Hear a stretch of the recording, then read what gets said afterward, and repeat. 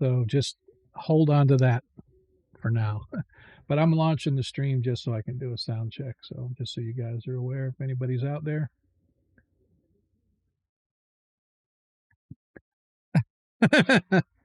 Yeah, I will do that.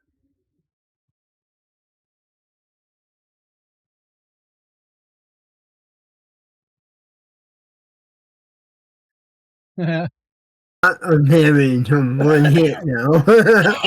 I'll instantly kill you. Your fireball might not kill you. Hey, Excel, how you doing, boss? I'm hanging in there. It's been hell lately with medical stuff. Yeah. Yeah, I just had a cataract surgery. I was going to say replaced. Yeah. Good. I got rid of the cataract. Oh, shit. Put it back. I'm taking 2 medications for an eye infection. Yeah.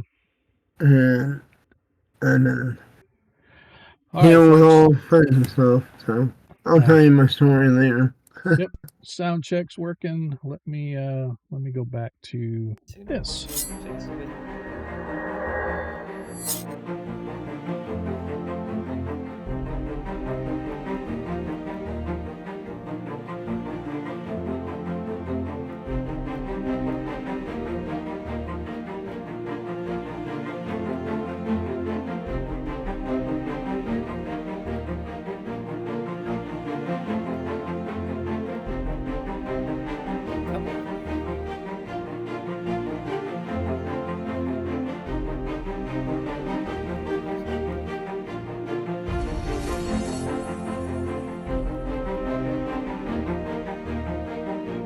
There we go, Lando.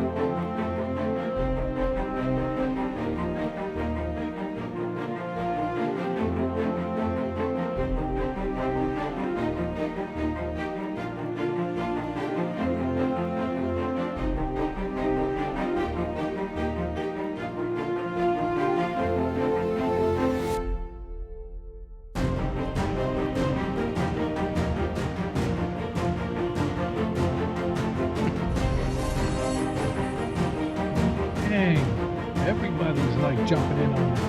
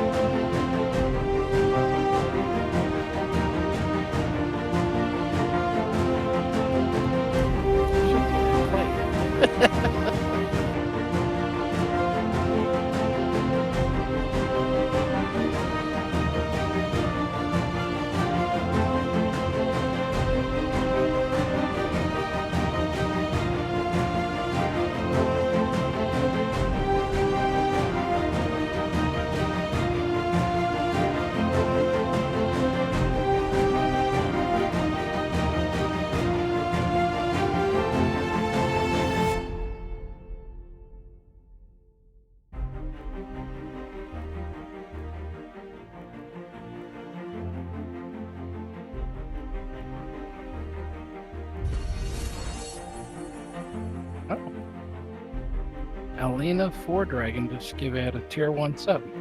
I just gifted that. Oh. Trying to get Where's my hype Alina train 4 going. Trying to get my hype train going. Oh, okay. All right. And Ford here we Dragon are. must be like foreplay. Okay, Shador, calm down now. Hello, everybody. Welcome to tonight's episode of Agora Quest 21 Shots. We are back. I am Sean, your host. They are the players. We all get together once in a while to throw around dice and see what happens. I'd like to welcome everybody. I know we've been off for a couple of weeks. Has it been 2 weeks or, well, I know we were off last week, but the week before we were here, right? So we've only been off like a week or something like that. I don't know. I think it's been 3 weeks, DM. Dude, stop. Has not been that long. Seriously. Yeah. Really? Man, I don't know. I missed the last. Okay. It's Well, so long that I don't remember what happened, but then again, I don't remember most of it. Yeah, exactly. So I just want to welcome everybody here. Last week we were off because it was a long weekend for Easter, I believe it was. and we did a staycay here in Orlando. Took my mom to a nice resort, took her out to a nice dinner. Otherwise, sat at the pool and got fried. So that's what I did over that time period. But dude, it was nice. Or dudes and dudettes, for those of you that are dudettes out there. Had a good time, man. I think Hilton's got some really nice resorts here in Orlando if you want to save a little cash and not go to the park resorts, which are just insane. But I'd like to welcome everybody tonight. If you don't know who we are, as I said, we are a D&D group, first edition Dungeons and Dragons for all of you old school lovers that we are. We are Greyhawk centered, as all of our games. You can catch us every Monday night here, same time, same channel. You can also catch us every other Friday, same channel, same time, just on Fridays. I will say that we were supposed to play this past Friday, but several players ended up not being able to make it. So I went ahead and scrapped it. So we are going to play this Friday. So if Monkey ever shows up, is he here yet? Is he here? Nope. So if Monkey happens to show up, we just need to remind him, don't forget we're playing this Friday as well. And then, of course, I have my Thursday game, but you can't watch that one because it's at my house. But if you're in the Orlando area and you want to swing by and watch us throw down as we're playing Curse of Strahd, come check us out. So... and oh, by the way, for those that are Ravenloft aficionados from back in old school days, when they had Ravenloft 1 and Ravenloft 2, the two original modules before they created the whole game and the whole Demi-Plane of Dread and all that stuff, we are playing the 5e version on my Thursday night game at home. We are doing the Curse of Strahd 5e, published adventure. A lot of stuff I pulled from online to kind of spruce it up a little bit. But what's coming to my player, they're having dinner with Strahd right now. If you've ever done Curse of Strahd, the dinner with Strahd is kind of like a big milestone where he kind of acknowledges that the party is maybe a little more formidable than he thought. So he brings them in to get a close view under a white flag of truce or whatever. And they have dinner there and whatnot. But what the party doesn't know is I'm taking that old school first edition twist, and if you had Ravenloft 1 and Ravenloft 2, in the Ravenloft 2 module they show you a technique where you can combine both adventures at once. And so what happens is the party essentially falls into this feverish sleep, and when they wake up they're in a completely different land. And so they're battling Strahd in two different time dimensions, if you will. And it's really slick. And so I'm incorporating that with my Curse of Strahd. So the party is not only going to be battling Strahd the vampire, but they're going to be having to deal with Strahd's alternate personality in this other world called Mordantshire. So if you've never looked into it or looked at it, I highly encourage you to check out the old schools. I think they're both second edition, but still, regardless, the original Ravenloft 1 and Ravenloft 2 modules, and that little piece that talks about running them both together, because the second module is pretty slick, I think.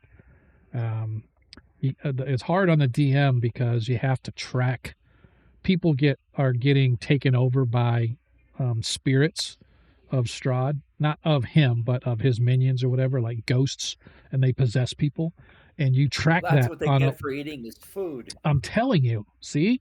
But in what's happening in Mordantshire is the townspeople, they have a chart, and it actually says, hey, this is when the person gets taken over. You decide who they're taken over by, but you can, and it literally has a timeline chart. Whenever it's so well done, I think it's one of my favorites. And I've only run the two combined once, and that was like decades ago. So it's interesting. I have a little more time now on my hands where I can kind of go in and make sure I'm up to snuff. But anyway, that's a lot of additional stuff that I'm sure nobody wanted to hear. Let's hear about us. Don't forget, as you watch the stream, you earn tokens. You can trade those tokens in for natural ones and natural 20s. They are only good for this particular session, so as of right now, nobody has anything. So if you have points available, then I encourage you, or tokens available, I encourage you to trade those in early. But even if you don't, you can trade them in a little later, but the party has to have them before they're needed. So you can't retcon and give somebody nat 20 in the middle of a combat. Also, if you want to help the stream as well as help the party itself, you can, of course, cheer. For every 100 bits cheered, you can grant an additional +1 to the players so that they can then use those points to raise or lower a dice roll as necessary. Currently, I, your humble DM, have a +1. Deglin, you have a +6. Baron, you have +10. Nephron, you have +4. Ronnie Noblight has +2. Varys, you have +4. And Zadkiel, whenever he arrives, he has +9. So you are able to use and raise as many points as you have available to raise or lower your dice rolls. And for those that may not have heard the change, I did make that change, I think, last session. Used to be I had them in groups of 5, so you can only do a maximum of 5 points up or down. But I said, the heck with it. If you want to burn all 10 points at one time, Baron, you just go right ahead. And it's not used for damage. It's not used for damage. It's only for attacks, dice rolls like saves, and stuff like that. So anyway, I got track of that. So players, if you didn't hear, when the time comes, just let me know, and I'll make sure that I let you know. What else do we want to talk about here? Don't forget, also, you can always click that little like and follow. Give us that little follow button click there, so that you know whenever we are around. If you want to hit our Discord, if you want to hit our YouTube channel, you want to hit any of our socials, just do that, !socials, and that will give you every place that you can find us on the interwebs. And last but not least, of course, we are Greyhawk fans. Everybody is. If you're not, you should be. I encourage you to check out the Greyhawk Creatives team page. Again, just !socials. I think that shows up in there. Twitch.tv/team/Greyhawk Creatives. Go check it out. See all the great content out there. Find some folks that you like. Give them a like. Give them a follow. Support their content, because there's a lot of really good content out there. So, but anyway, Ronnie's going to tag Zach Hills 9 points to reduce him to 6. You know what? Equity, man. Equity is the name of the game. We want to make sure that everybody so we are a very social group. Ergo, we want to make sure that all of our points distribution is equitable across the board. So we don't want, why does the wizard need to have 10 points? He's never even in combat. He doesn't need 10 points. We need to distribute those down to the guys that need those 10 points. So we'll take a look at how we can do that. But anyway, let's talk about what our party is doing. Well, all right. Sorry, I need to stop reading chat. So let's talk about where the party is. Our party, for those that remember, was asked by the church to figure out what Ayuz the Old is up to. Apparently, he left his city of Daraka with a small contingent, small army, if you will, and he was blocking any type of divination or scrying or anything, so nobody knew really where he was or what was going on. The party investigated and discovered that apparently Ayuz was headed to the Tovag Baragu, also known as the Navel of the Earth. It is a central point of the ancient Baklunish Empire far to the west. In the times before the Twin Cataclysms, it was a site of the capital city of the Baklunish nation. During the Great War with the Sual Empire to the south, their wizards of both nations destroyed each other's countries. The Sual sent the invoked devastation upon the Baklunish, and the Baklunish sent the rain of colorless fire onto the Sewell, and the rain of colorless fire burned away anything and everything that was living in the land of the Sewell and turned it into what is today known as the Sea of Dust. To the north, where the Baklunish were, the invoked devastation destroyed everything, and for the most part, there's hardly anything living there. There is some water and vegetation now coming back, but the dry steppes is kind of what they call that region, and the Tovag Baragu is essentially a huge set of concentric rings of Stonehenge. So there's it's about a half mile in diameter, the outside circle, and each circle gets smaller and smaller until the central circle where the party went is roughly about 100 feet wide or in diameter. And so the party discovered that Ayuz was there, but also the name of Vecna came up, and apparently cultists of Vecna managed to harness some of the ancient powers of the Tovag Baragu, which they say not only can you travel from planes to planes, but also perhaps through time. And so apparently Ayuz had his eyes set on stripping some of the power of Vecna so that he could use it for himself to power his ascension into true godhood. Ayuz is just a demigod, but he has, like Shador, he has danes of greatness, and he wanted to be a true god. And so if you don't get the football references, I'm sorry. It was inside jokes we were talking about earlier. But anyway. I find that football interrupts my gaming. Yes, exactly. So anyway, so the party has been has discovered that several of the portals are active between some of the Stonehenge arches. So these arches, several of them, even though there's like 30 of them here, a half a dozen or so maybe at most, have some sort of indication that they're active in some way. And so the party has been moving through them.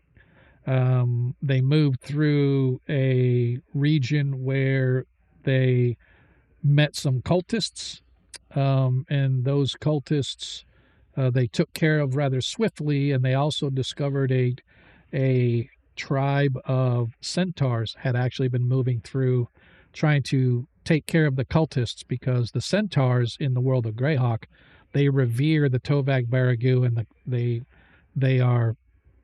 they hate the fact that the cultists have turned this into their own distorted, twisted, evil means of traveling through planes and usurping power and stuff. So the centaurs actually apparently were following Ayuz's army through and sort of cleaning up after them.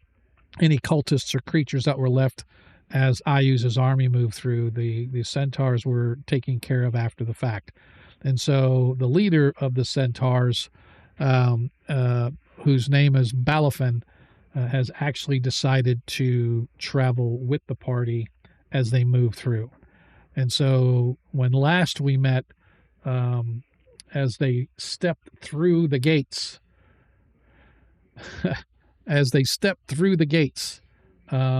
they came to a place that looks like an inn of some sort. But immediately Zadkiel senses an evil presence nearby. From where you are standing, you can see that there is an inn with like a big barn. There's a huge paddock, a fenced-in paddock. It's dilapidated, but it's still fenced-in paddock on the south side of the barn. And you could see creatures moving. It is in the twilight. It is not really lit up, but it's not like super black. And so that is where we are going to begin tonight's session, as the party sort of arrives at this, let's call it a crossroads or a weird looking inn or whatever you want to call it, within within the TOVAG domains. We do have an ad coming in about 45 seconds, so I apologize as we move through this. As I read to the players, I'm just going to give you the description again, and then I will essentially turn on the game, because right now I still got it locked. So before we get started, players, are there any questions or anything that you guys have based on what I may have already said or whatever? Anybody? I know last time we tossed some rocks to try to draw the ghouls out. That's where we stopped. Right. And I believe that it went flying. I don't recall exactly. I think it went flying and it hit something. You didn't hit the creatures or anything like that. But with that, let me give the description to the players again while you guys all enjoy your ad. I got to turn this down just a little because I am deaf already. As you step through the portal, you are whisked once again to another strange landscape, very similar to the one you just left, but completely different in the sense that there's no jungle or anything like that. The familiar wide stone circle of the Tovag Baragu stands in the midst of a hilly valley or a hilly meadow. Grassy downs extend to the horizon in all directions, but the overcast sky limits your vision. 2 stone buildings stand on the stone paving within the innermost circle of the archways. One is a stable, the other is some sort of a barracks or perhaps an inn. As I stated, off to the right, you can see these 2 structures standing, and you can see the paddock, the fenced-in paddock along the south side. You can see that from where you're at, there are 2 other archways that have indications that they are quote-unquote active in some way, but you can't see what's on the other side of the structure because it's a 2-story thing and it blocks your view. In the paddock, you can see movement, and even in the dim light, you can tell they appear to be ghoulish-like figures. You throw the stone, it misses, and it goes rattling off the walls of one of the structures, catching their attention. And as you can hear hissing and howls coming from not only the paddock, but somewhere inside the structure, you can hear howls of lust and hunger from what you can only assume to be more of these creatures inside the barn. Now, these 2 doors here is actually one big double door barn door, but it's just reflected as 2 doors. What do we want to do? Anybody? Okay. Do we want to fight or we want to run through? There's another arch above us to the top. You want to run out or you want to fight? Well, I think we ought to do some duking out. If we don't fight them now, we're going to fight them later. And we need to find out more information about what's going on. So fighting them is best option, I think, at this point. We're only seeing 2 right now, but there could be more. Okay. There always is. Okay. So then, and Sean, on the stream, it looks like it's just a picture of the 6 of us. It's not the actual foundry view. Oh, I forgot to shift it. Haha, sorry guys, my bad. No, it should be in game.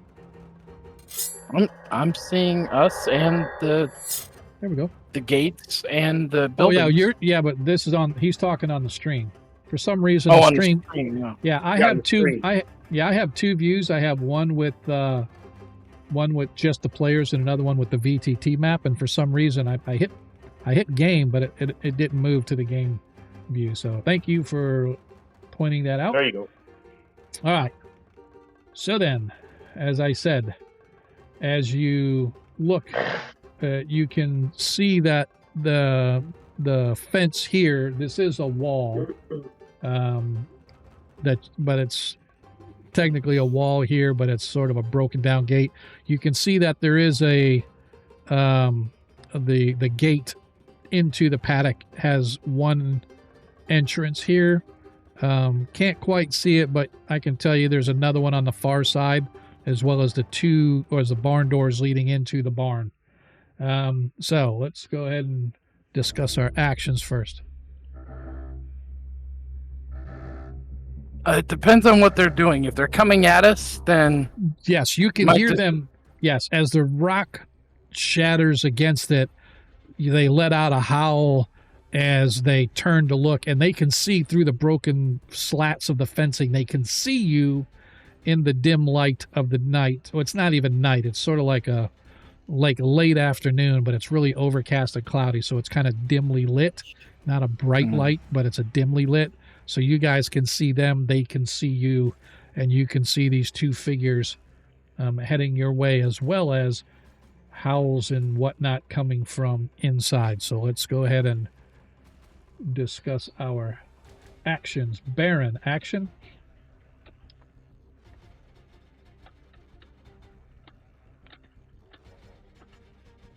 Baron. Baron, are you with Yeah, us? you got Okay. me?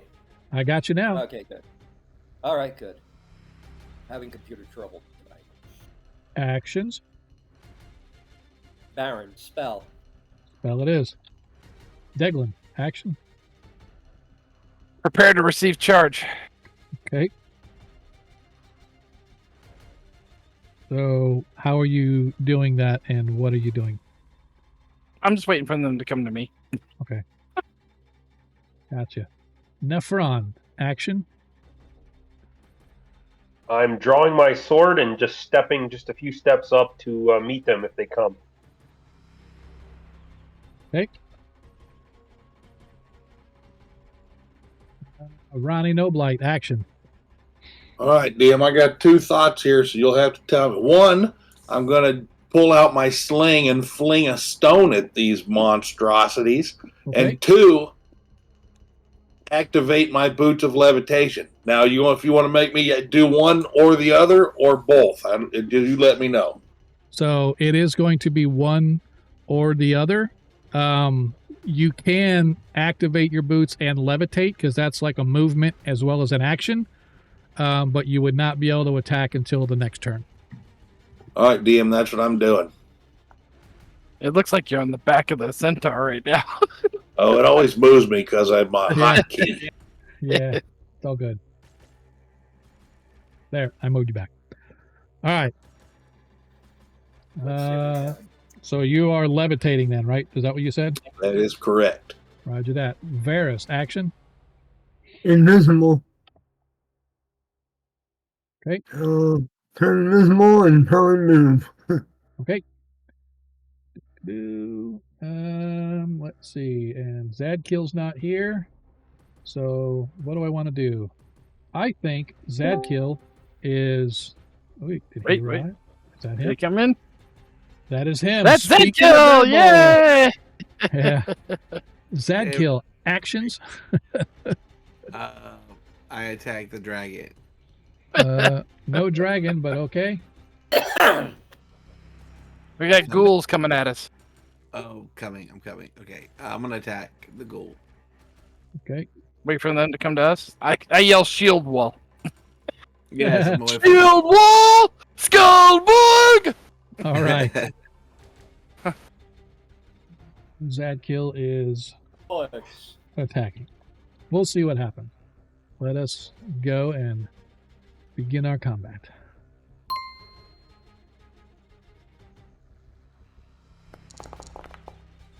I got a phone call, DM. Be right back.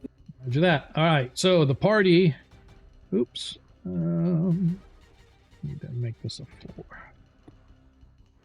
All right. So the party gains the initiative. Therefore, our spellcaster Baron, you're up. Okay. Do I see any ghouls running towards us? Yes, you can see the two in the paddock are running towards you, and you can hear howls coming from inside the barn structure. But you definitely see Okay. 2 of them off to the right. You should be able to see them on the stream as well, or through your Okay. view. You should be able to see them. All right. Well, then in that case, I'm going to cast a web spell in the front of that thing and close it. In the front of what thing? In front of the building.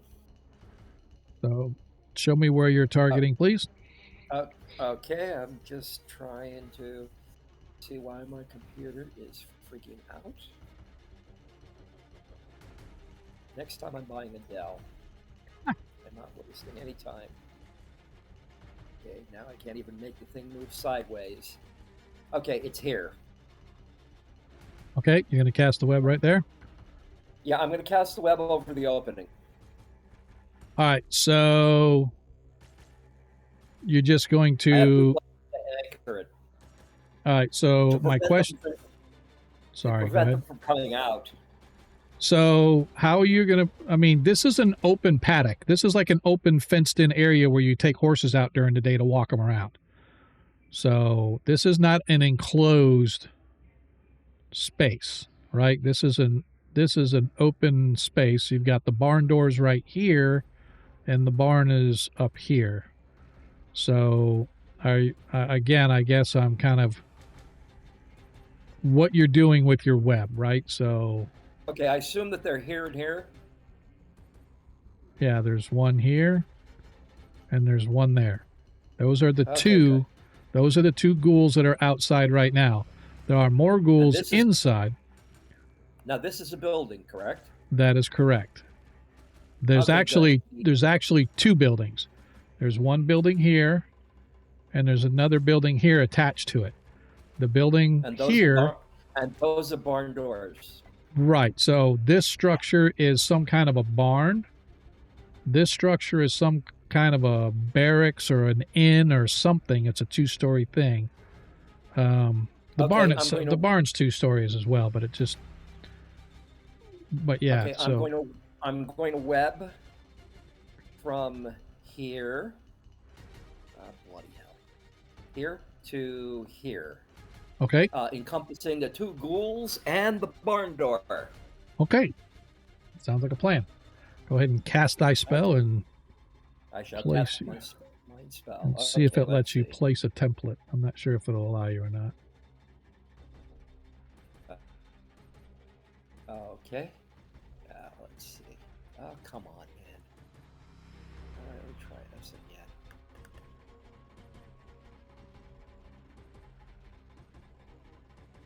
Great. I'm not getting any. Okay, I have to. That's right. I have to target it. Yep.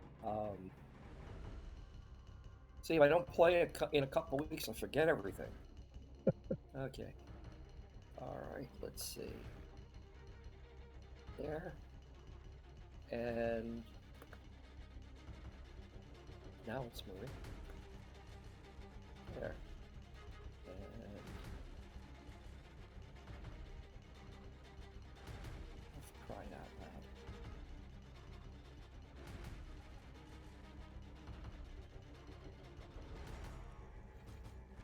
All right, I am having a. Okay, wait a minute.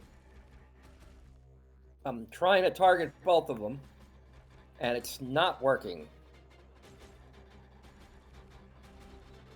Should be shift T. Is that what it was before?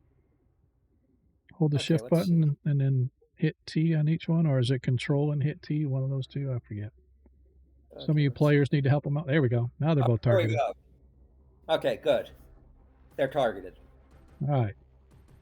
All right, now let me go back to page here, and I'm supposed to be seeing a screen that says web, and I am not seeing it. That doesn't even show that you casted it yet or anything, so I don't think that's. I just had a refresh because a lot Oh, of there, stuff. there it goes. out. Yeah. Okay, cast.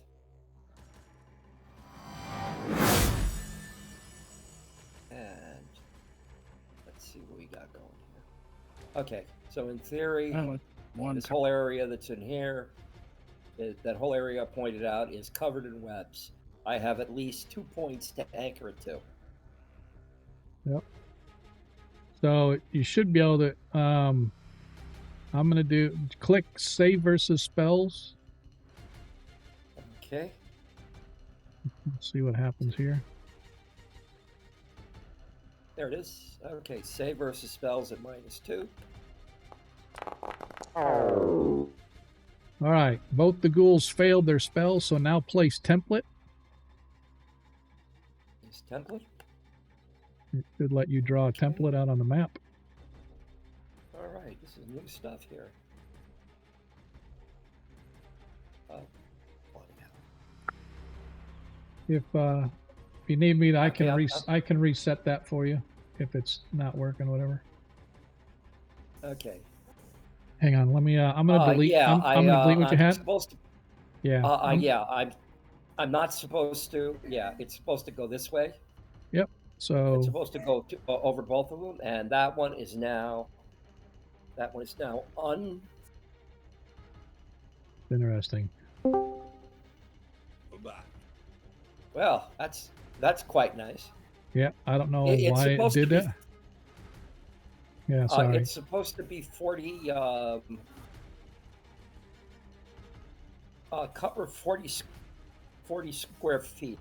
Yeah, I got you. Okay.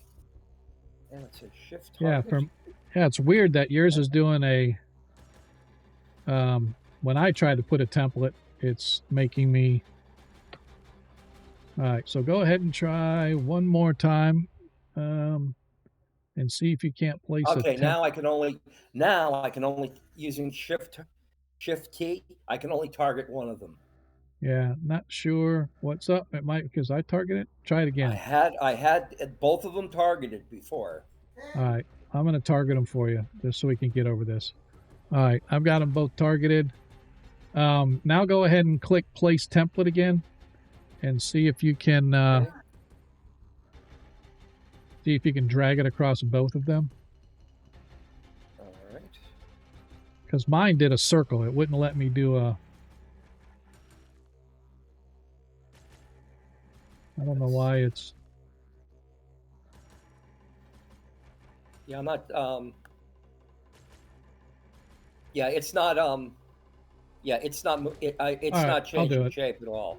Yep, I'll do it. Hang on a second. So, where is my X coordinate there? My distance. All right. Oh, so, and an untargeted one of them. yeah, that's all right. We can get this. And Okay, well.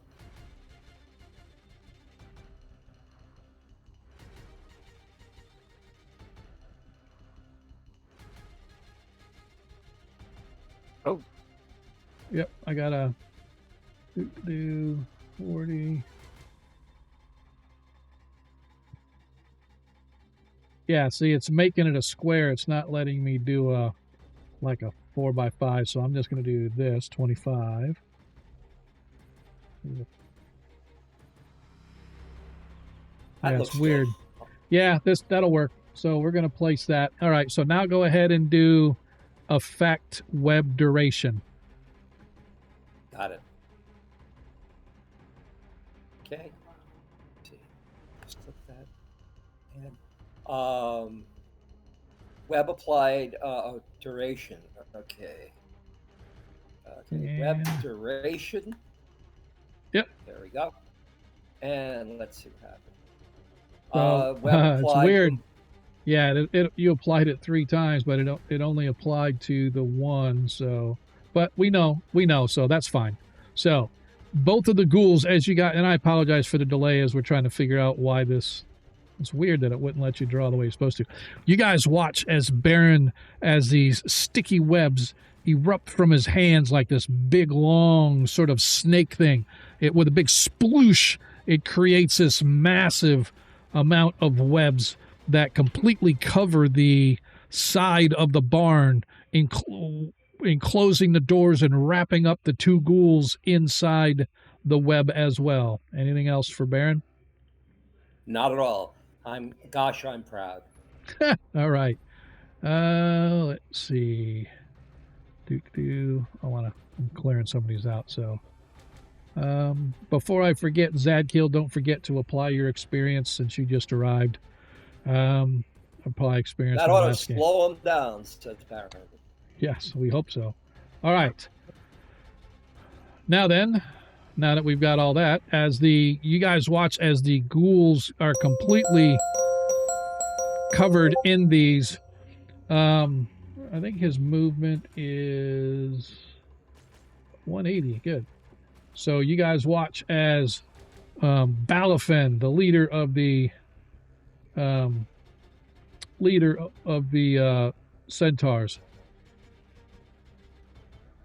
as he goes running, leaping over the top, landing right before where the web is, targeting this ghoul with his blade as he grabs his sword, and actually he's using it as piercing. As he stabs, as he does, plus 6 is 11 hit points of damage to the ghoul.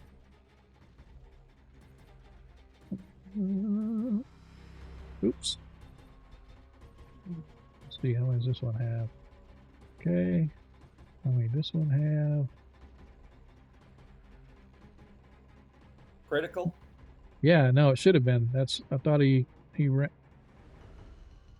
what happened to my damage? He did 11 hit points of damage. Short sword plus 1 hit him embodied. Yeah, but I also rolled damage, and let's go. My critic. Yeah, he rolled a 5, and then he got a total of 5 with the dice roll, and then so I'm just going to take the 11 hit points off the ghoul because for some reason I accidentally deleted it.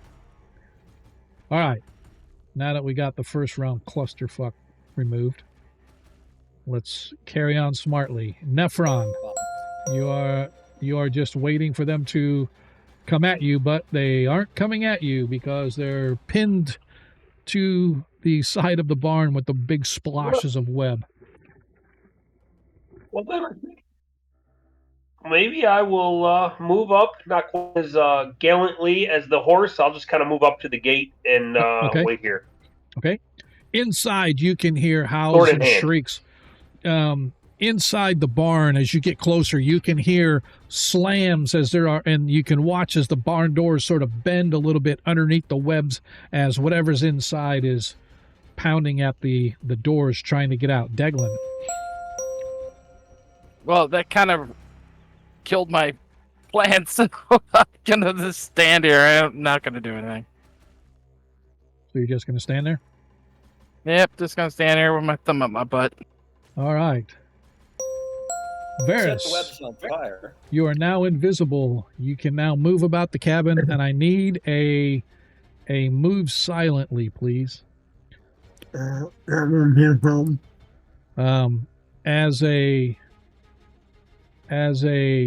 just a forewarning, when you are invisible and moving from now on, don't let me forget. I do want you to do a move silently, because as you know, just because you're invisible doesn't mean you're not seen or heard. Thank you, sir. As you can now go ahead and move yourself. We're going to move up to your. I mean, yeah, certain things can see invisible, and yeah, they might absolutely. be able to smell me or hear me. Or correct, whatever. And that's why I want you to do it, because there's that 1% chance that something could go sideways for you, and I look forward to that day. I have survived. I will survive. Besides, we have priests and paladin. They can turn undead. Yes, they can. But we can't turn them if they can't move anyway. Yeah, I know, but although if you can damn them, then they get and they burst into flame and go away. Yeah. Oh, I didn't think of that. Let me see if Yeah, they did they it's burst into fine. flame or they crumbled to dust. I thought they just crumbled to It, dust. dis- Enter. it Same thing. disintegrate. Yeah, that's right. If Yeah, yeah. same Yeah, they don't burst into flame though. I can destroy them any way I want. Oh, that's true. If you want to say that. As you get up to where you're Is that at, a window? that is correct. You can see there are I can windows. see it a little bit. Yep, you can see inside partially. The windows themselves are heavily encrusted with dirt and gunk, but you can see a little bit inside what looks to be some kind of a bar interior, maybe, or a tavern, or a common room of an inn or something to that effect. Okay. All right, is that it for you? I'm gonna move all the way and have a more. As soon as you poke your head, you could see that there are two open doors leading into the barn from the tavern. You saw that there was a ghoul or something is in the room, and you can see through the door into the barn that there are other creatures apparently coming that direction. As they were pounding on the door and all the tavern people got turned into ghouls perhaps. or something. Yeah. Okay. Anything else from you, sir? You know what? What material is the barn made out of? They're both stone lower structures, and then the upper half is a mixture of stone and wood, and the roofs themselves are kind of wood and thatch. Okay. Is the ground mostly dirt? The stone where you're at now, it's a lot of flagstone, but there is a lot of dirt as well. Broken up flagstone and stuff like that. Can I use some dirt right on the wall? Sure, I'd allow that. All right, then inside. As you guys see,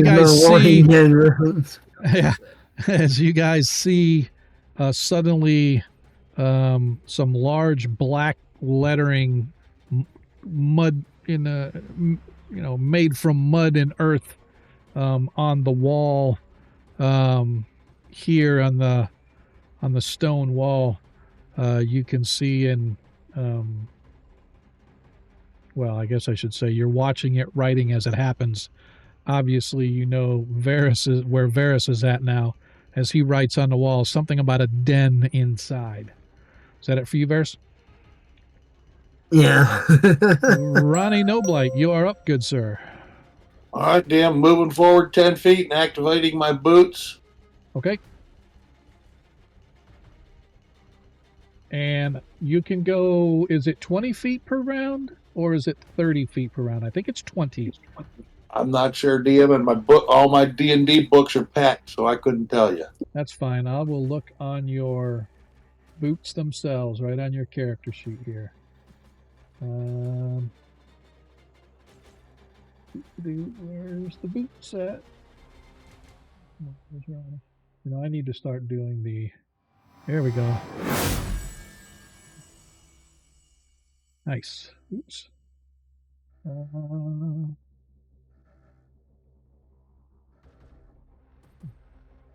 I'm waiting for them to start coming out the windows. Yeah. Yeah, it's 20 feet per round, Ronnie. No more than 600 pounds. So as long as you stick to not eating unhealthy. There you go, DM. I'm going up 20 feet. All right, so I am adjusting your token so that your elevation is now at 20 feet. There you go. This should now, yep, it has a plus 20 now on your. So as you float up, Ronnie, you can see that this building, this inn, if you will, has an upper floor, and there are some windows up there. And even though they're caked and broken, you can see there's like a hallway up there. So it does definitely look more like an inn of some sort rather than some sort of a barracks or anything like that. But you do not see any movement from the upstairs. Okay, excellent. I'm going to keep my eyes on it, DM. Roger that. Baron, you have already gone. You still have movement available if you like to move, though, Baron. I'll allow you that before I move on. Okay, let's see. You can move up to 10 feet, let's put it that way. I shall move. I shall not do a damn thing. Yeah, remember Okay, you have here. to click. You have to click back to where you can select your token. So you click token controls on the left-hand side. Make sure you select the little rectangle at the top. That lets you select your token and move it. You probably had it on targeting or something like that, and now when you're trying to do something, it's just putting a little. So. Okay. Well, it's I'm getting all sorts of interesting things ordinarily. Where do you want to move to? If you want to click on the map where you want to move to, I can move you so we can move this along. Okay. Like 10 foot straight ahead. Okay, and move up 5 foot. All right. As you move up, right in front of the paladin. Sadkill, you are up.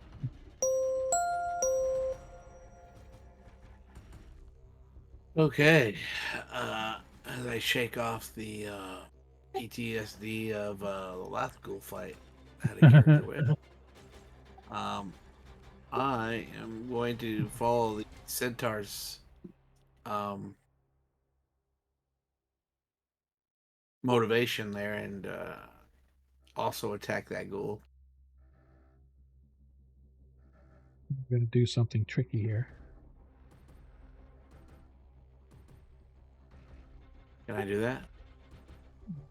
Go ahead. And what'd you say? I wanted to follow the centaur and do the same thing. So yes, because you have the boots of striding and springing, I will allow you to charge so you can go your full movement of 90 feet, including a leap over the top of Nephron and into the paddock. It makes it go 120, just FYI. Yeah, but so as you land right there, you see the centaur Balafin has just stabbed his blade into the ghoul that's pinned within. So are you going to attack with your blade, or are you going to try to turn it? Yeah, what I'm do you going to want to do? attack with my turn. All right, don't forget you get a +2 attack bonus for your charge. Yeah, well, I'm turning. So oh, you're turning. Okay. Yeah, so it's disintegrated. Actually, no, they're not, because these are considered what are known as true ghouls, which are a more powerful version of your average everyday run-of-the-mill ghoul. Okay. They turn as whites. So how do whites come into effect? And don't forget, you turn at 2 levels lower than you are. So you actually turn. So now they're turned. But they're not destroyed though, right? They're just turned? No. You're just turned. Okay, because the reason I say that is as it's trying to get away, it can't. It is, as you turn it, the creature sort of starts hissing and howling. It and its companion are both hissing and howling as they're trying to break away from the webs, but unfortunately, your wizard cast a really good web, and they are stuck fast, unable to break free. That's cool. All right. That's that. All right. As this ghoul, as he is stuck, although he can still reach, so he is reaching out for the but he only gets 1 attack. He can't bite, but he can get 1 of his clawed attacks. And protection from evils and action. Yep, it should already take that into account when it goes to attack. We shall see.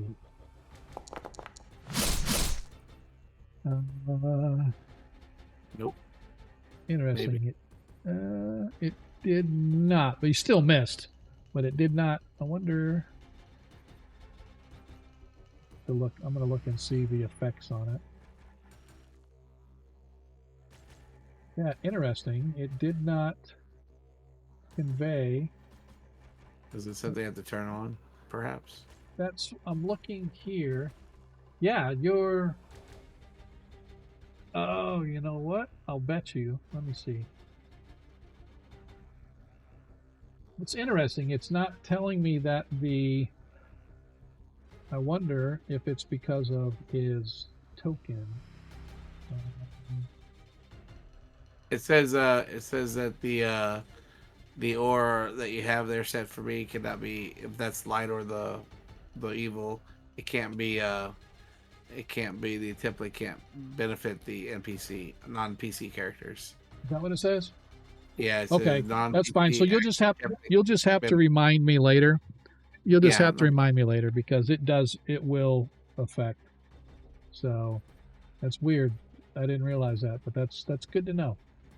All right. So, but still, regardless, the ghoul misses as.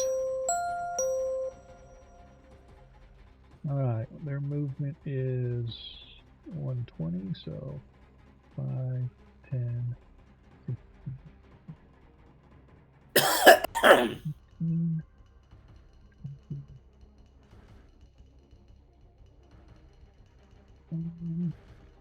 Yeah, the web itself is only to like here, so even though the purple square goes to the south, it's not. It's only covering the doors. It's not covering like the whole floor. So the ghoul here.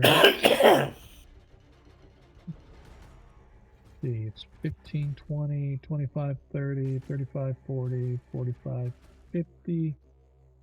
As it comes rushing up here, but it cannot attack because it moved more than 10 feet without charge.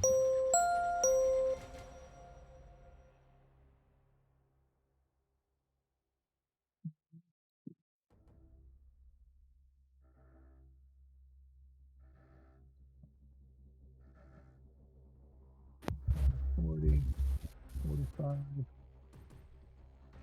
55.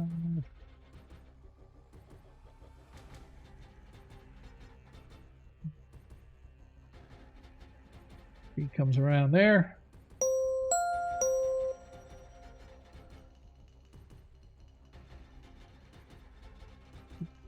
I'm gonna do this.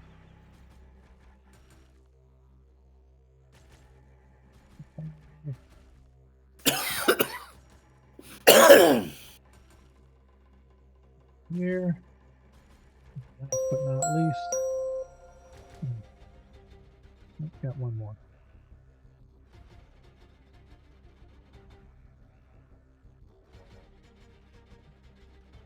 You hear a howl come from across the room or across and coming out. Another one lands right at the gate. And what's this? Last but not least, bursting out of this window. Let's see. So there's 5, 10, 15, 20, 25. 30. Are these guys caught in the web? No. These two are, not the ones down south. Okay. Not Where'd the they three. come from? They came from inside the barn, around outside, and down around the base. So they didn't come out of the doors. They came. There's apparently another way to get into the barn or whatever. Well. So they came out that way. However, Varys. Like a good idea at the time. What's that, sir? It seemed like a good idea at the time. No, that was a great idea. Varys, you do have an attack of opportunity on this ghoul as it bursts through the window, seeing the gnome. I will allow you to do your attack if you so desire. If not, it goes on its attack at. Are you a backstab? Yes, as he's coming out, I'll allow backstab. I will take it this turn. Alright, let me.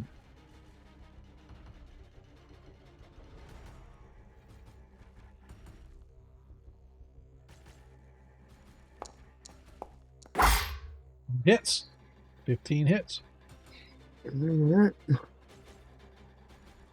Are medium-sized creatures, of course. Yep. Hey, so I have a question while he's doing that. Yep. I thought since I turned the ghouls, they all are turned as a mass unit. No, only in the groups, right? So you turned the ones that you saw, and the ones coming around form another group. Okay, gotcha.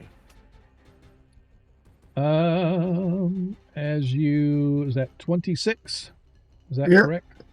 26 Yep. points of damage. Make sure. Yep, it did take it off.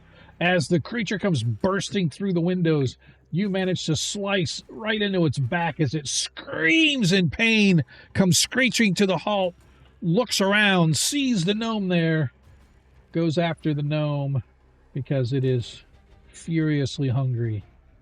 Oh, they have more. 300 hit points. They do. They do have a lot of hit points as true ghouls.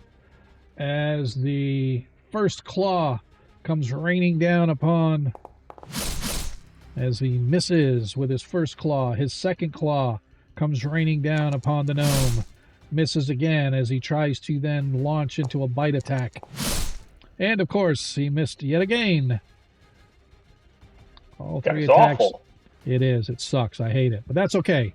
As we go back to the top of the order, Baron, actions. I'm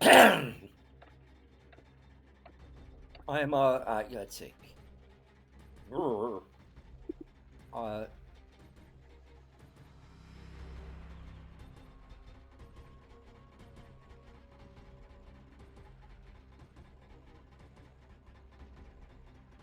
Yeah, spell.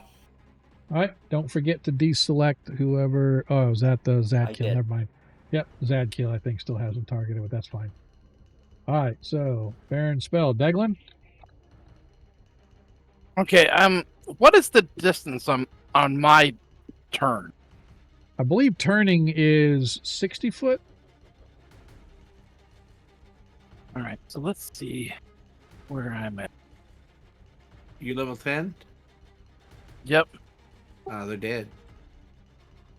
I will stand forward 5 feet so I can get them all. And sure. Okay. Damn it. All right. Like, it's not your turn yet, so you don't need to move. I'm just asking what your actions are going to be. Nephron action.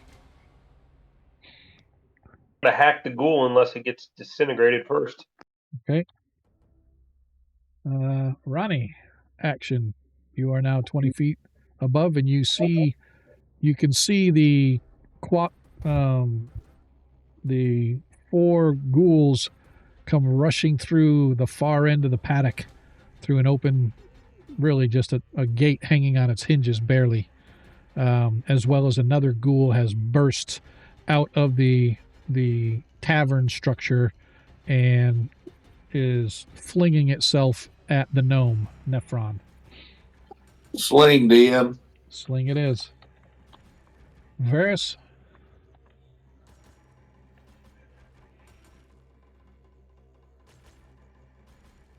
Turn back invisible. Right. All right. Zadkill. Yeah, I'm going to turn the second group. All right. As we begin our next turn. As this time the ghouls gained the upper hand. As the first ghoul targets Zadkill. It's not the one I turned, is it? You haven't turned any of them. Well, you turned the one. They're stuck. No, the 2 that you turned are the ones that are stuck up there.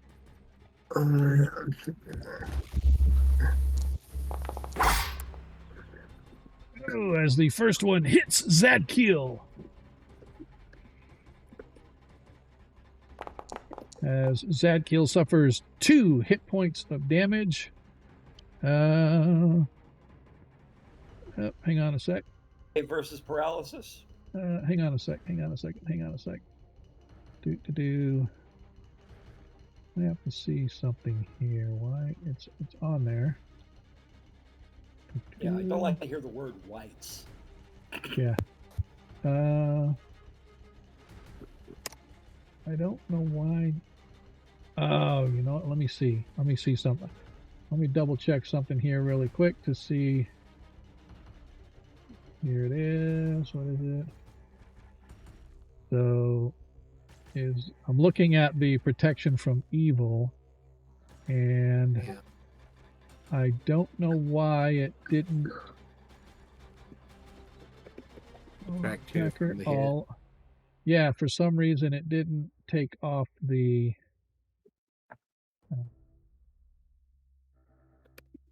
It didn't take off the -2 from the dice roll. Well, at least I feel like I wasn't causing the problem. Yep. Let's see if it's an aura that I turn on or something. No, it's on. It's showing it's on. When I'm looking at your effects, it's showing that it's on.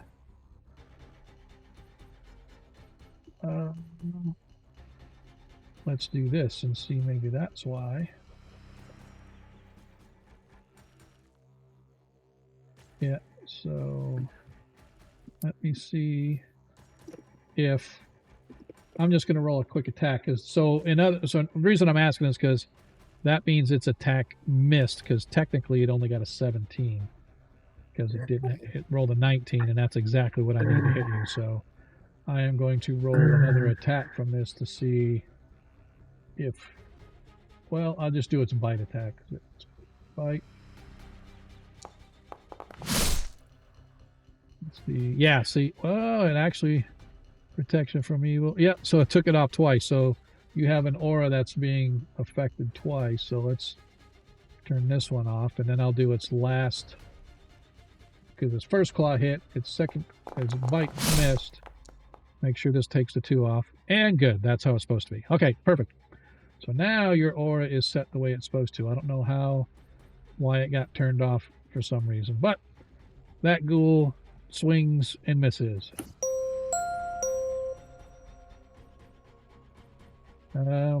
The ghoul that is in the web still can do one attack at one claw attack at Balafin, as of course he misses.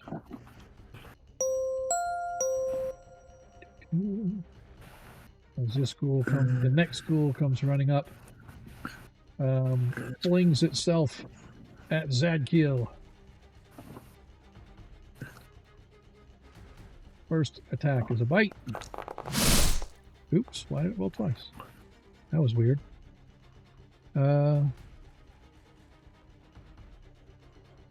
was kind of bizarre. I think I hit it twice, that's why. All right, maybe it's double jointed in its jaw. Yeah, that's what it was. So the bite misses. Why is this thing rolling twice? Oh, I know why, because I'm still targeting Balafin, because I'm an idiot. And the last claw misses as well. Man, oh man. This one is actually going to be back here. 5, 10, 15, 20, 20. And this one comes screeching over, clawing its way past his compadres, swinging at Zadkiel.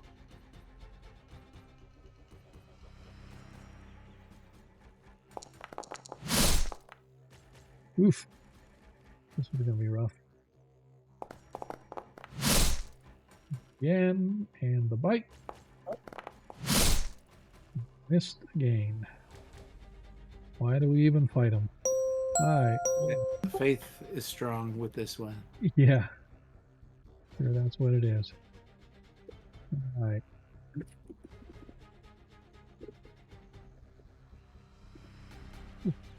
This one tries to leap onto the back of the centaur.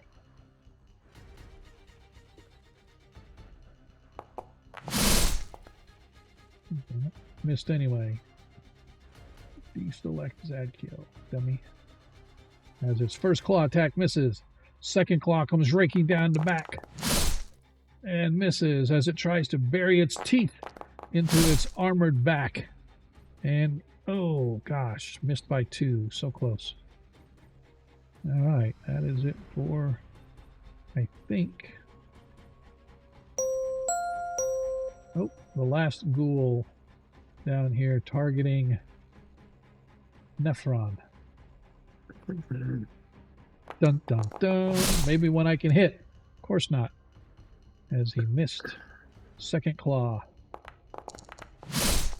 Misses. As his bite attack. Misses as well. Jiminy Christmas. This is just not That fun. aura is helping. Yep. All right. As now, Balafin aims his blade at the pinned creature.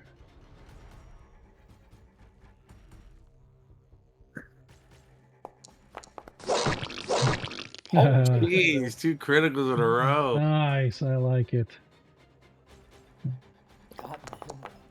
Oh, great. He does 10. So I need to take off another 6 for that. It's all good. Hit. Make sure. Nickel and dime him to death. Exactly. That's his first attack. His with his blade. Now he gets 3 more attacks, each one with his hooves, as he raises up and poof. As he hits with his hoof.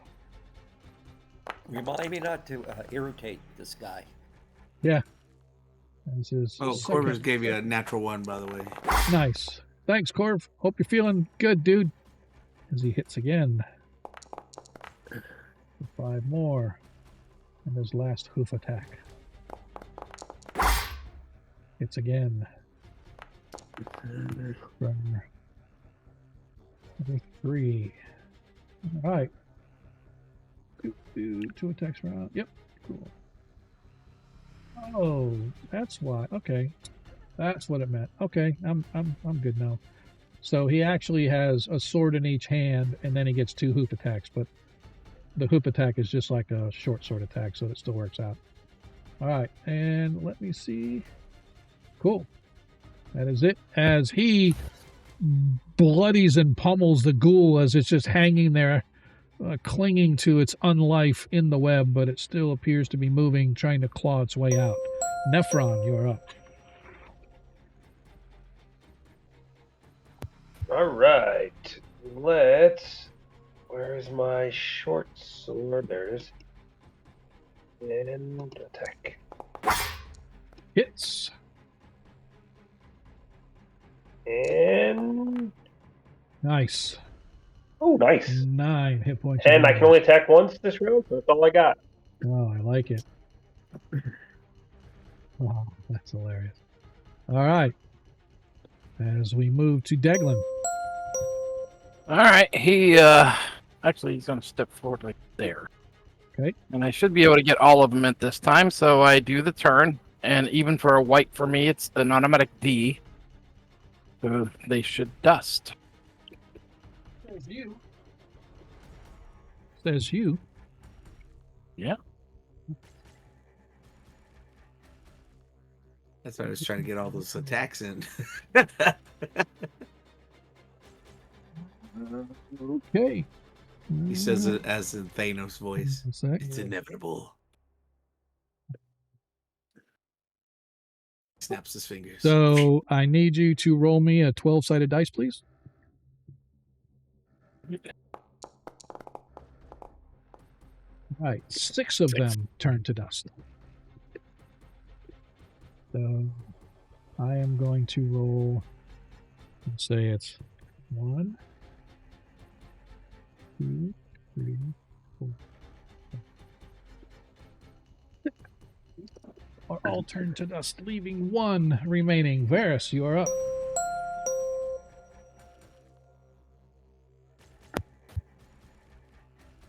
Oh, okay. Yeah.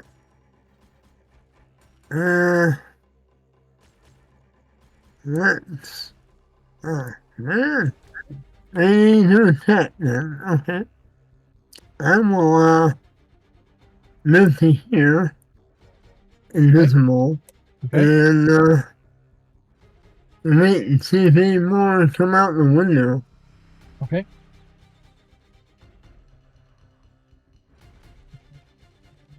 Ronnie Noblight.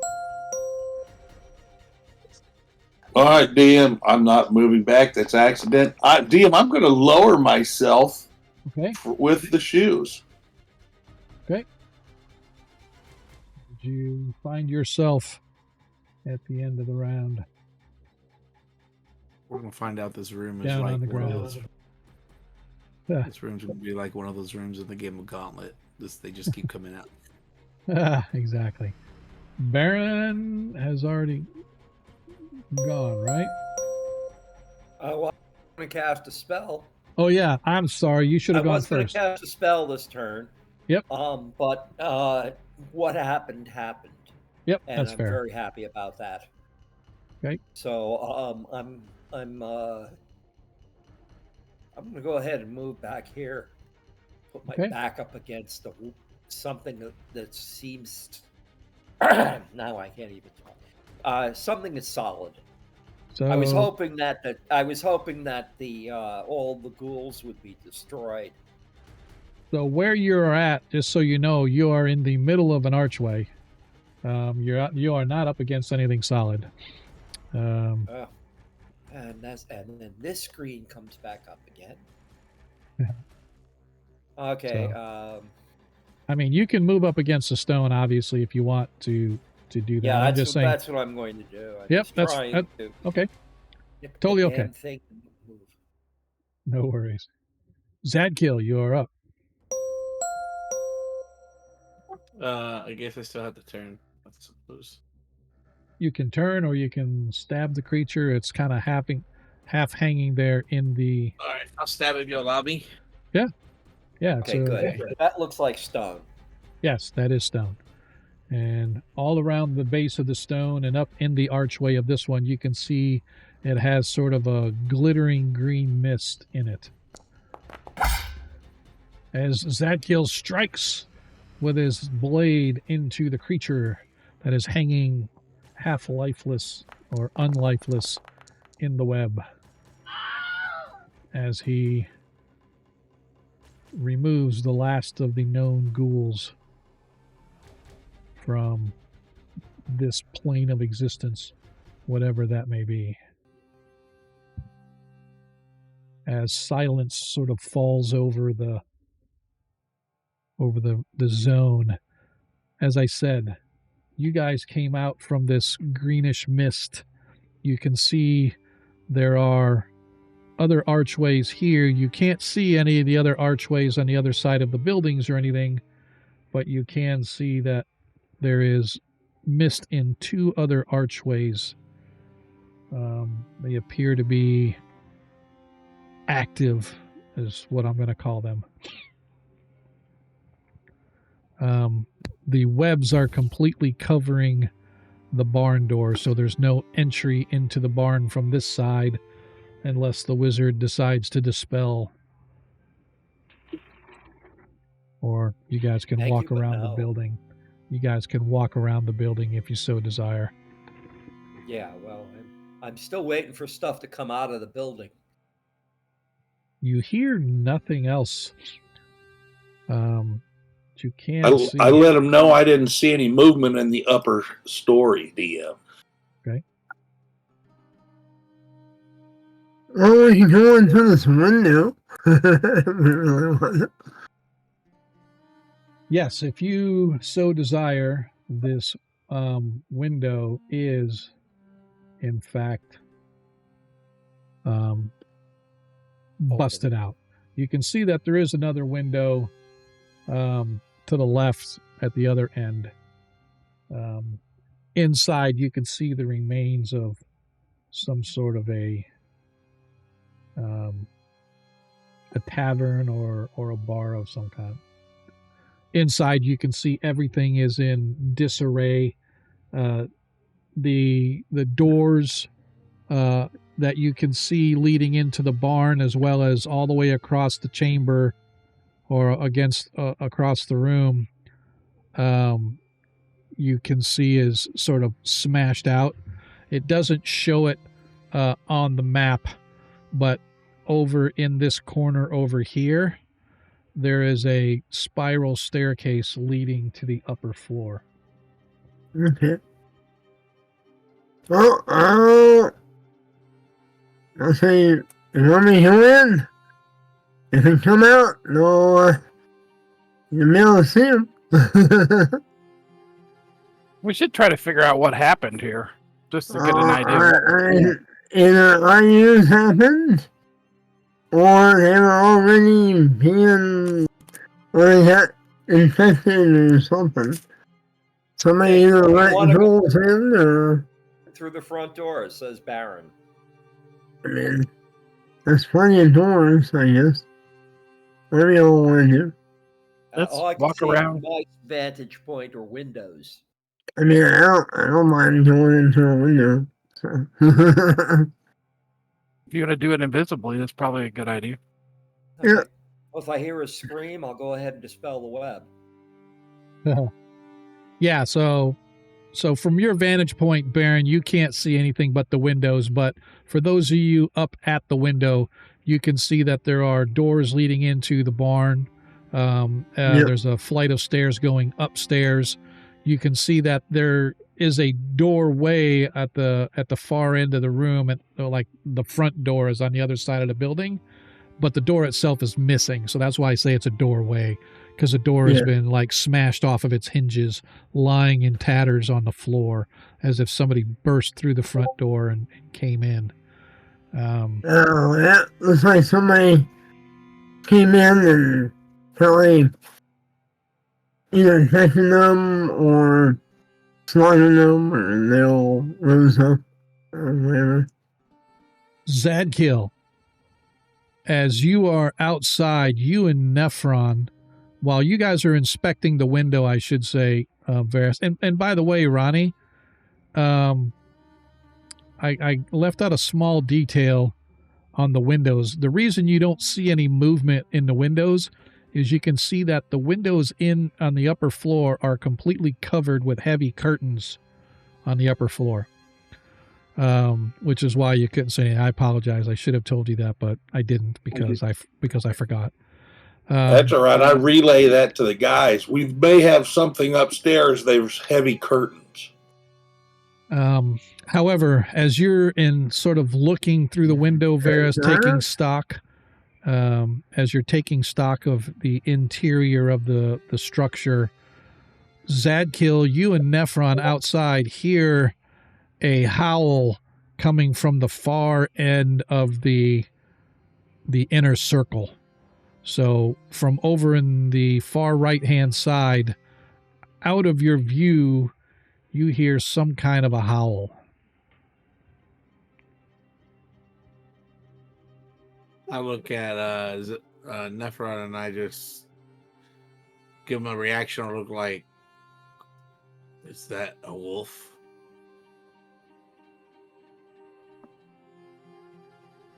Is it like the howl of the thing we heard from the ghouls, or is this totally different?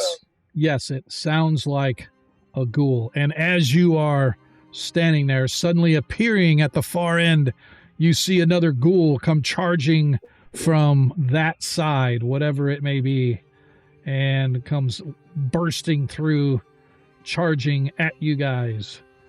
So because you are the only three right there right now, I'm going to need Zadkill actions. I'm going to prepare for a charge. Okay. Zephyron actions. I'm not really sure. Can I get it kind of next to them and fight with them, or is there not enough room? Can I go there or not? Yeah, oh, absolutely you can. So my rule is when you are making an attack, as long as you have enough movement to move into somebody's space and then out of their space at the end of that, then I allow you to move up, attack, and then move out of that space. As long as whatever you do does not, I'll do that. you do not wind up in somebody else's space. So that means you can only move 10 feet before you attack unless you're charging. So you could like move up here now, and then when the combat starts, you would be able to step up into Zadkiel or Balafin's space, attack, and then move back to your own space. Does that make sense? All right, that's what I'll do then. That sounds good. All right, cool. Yep. Everybody else can hear this howl come on, and you hear the shouts coming from Zadkiel, Balafin, and Nephron that you have more antagonists, as Balafin grabs his two blades and charges to meet the creature. Come on. As his first attack is his long sword swinging down upon it as he strikes the creature. Then swinging his other sword, slightly smaller than the first one, hits as well. Now he gets his two hoof attacks. Hits with a hoof. And his second hoof. With a crit.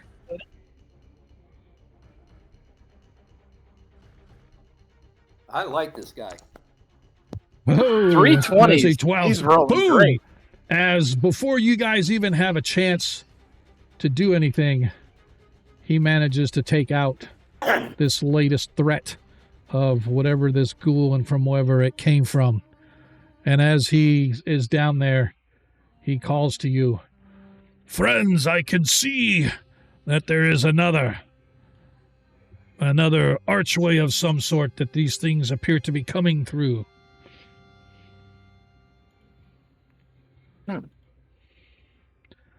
Well, do we want to check out the inn, or do we want? I probably don't want to go the way all the ghouls are coming from. So we'll pick one of the other ones. They're coming out of an archway? Yes, there's another archway over here that That's appears active. to be active, and it looks like that's where it came from. Although he's not sure, because there's it's a large open area over here, and there's another entry into the barn on the side, so maybe they're inside the barn. But Varys, you see no movement inside, so you can only assume that there are no more creatures inside the inn, at least from your viewpoint. Yeah, don't hear any. Okay. Give me a hear noise check, please. Yes, I am very astute. 45% or something, right? More than that, no.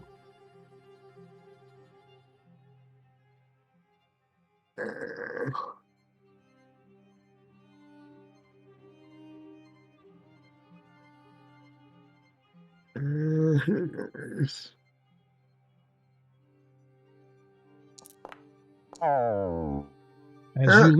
As you listen, unfortunately, while you're listening, the sounds of the combat outside sort of distract you slightly, and you hear nothing. But you see no movement. Your sharp eyes can see inside. You see no movement, no shadowy figures or anything. Okay. I don't see anything or hear anything. Baron will just take down the web spell. Okay, as you guys watch, the web spell slowly fades away, leaving you guys free access to the barn doors if you wish to use the barn doors for entry. Or Varys, you can climb through the window if you want. Okay? I'm going to walk up and open the doors. All right. Barn door. All right. As you...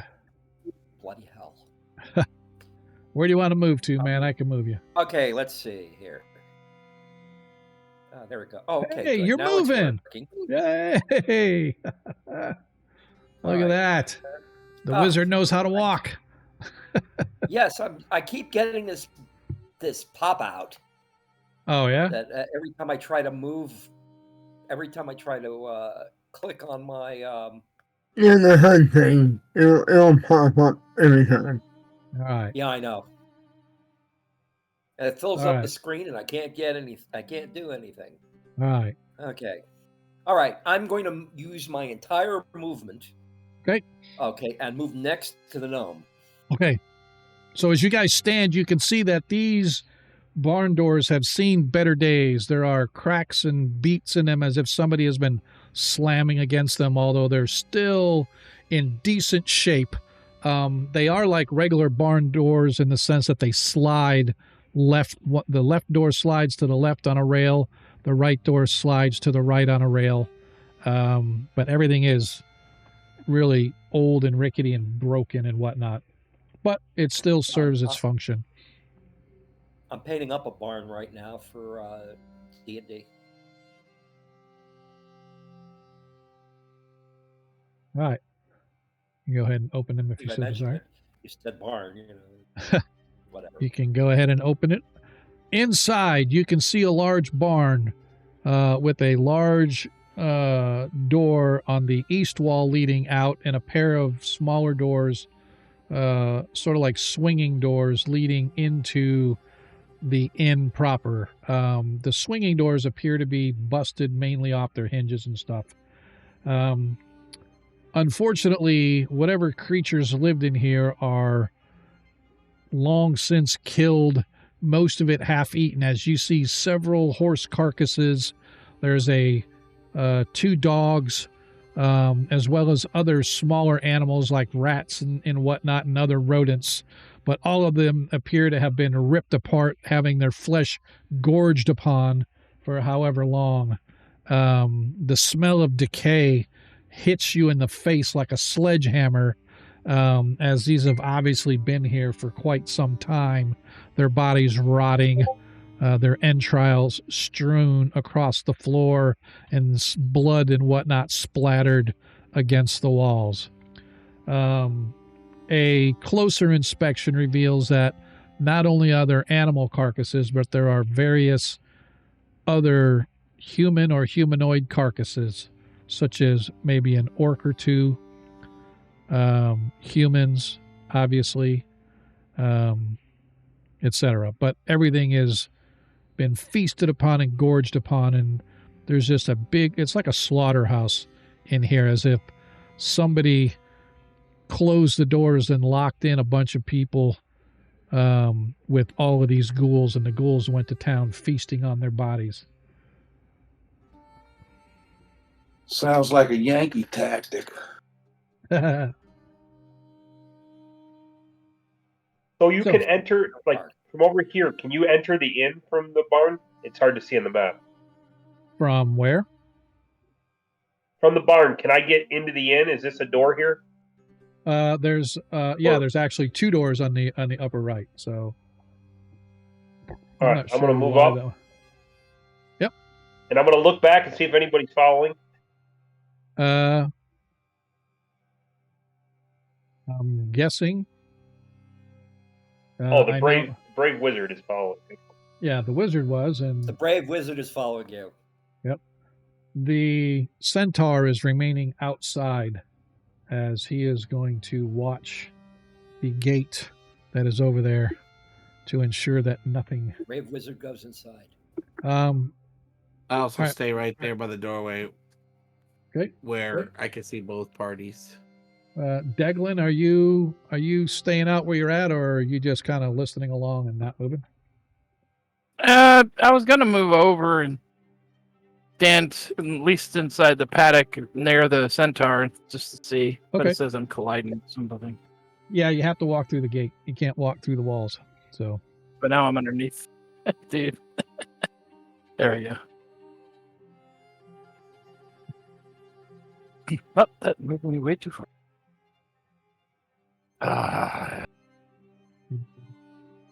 I'm trying. It keeps moving me. But you can see over here, Deglin, and on the right hand side, you can see that there is another active archway over there. So So, as you step inside Nephron, as you guys all move through the carnage, you get into the looking at the interior. The interior of this place looks old and ancient. The interior has been gutted and ripped apart. Tables have been overturned, chairs have been smashed, the bar itself has been smashed.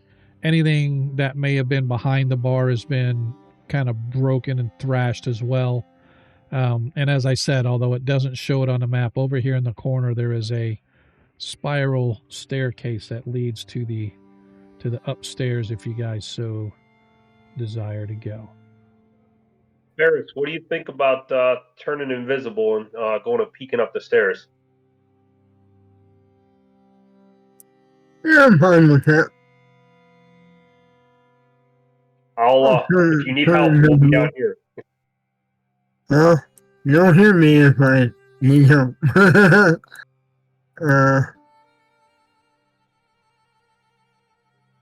Okay. Where were the stairs? They're like they're right here in the corner. There's like a spot. That table's actually a little farther off the wall, but right here in the upper right-hand corner, there's a set of spiral. Yeah, there's a set of spiral stairs right there leading up. I can't see them on the map. Yeah, there's no stairs on the map. That's what I said. Okay, that's what I said. Yep, nothing displayed, but oh, hell, there. You want me to do them silently? Yes, as you move up the stairs, please.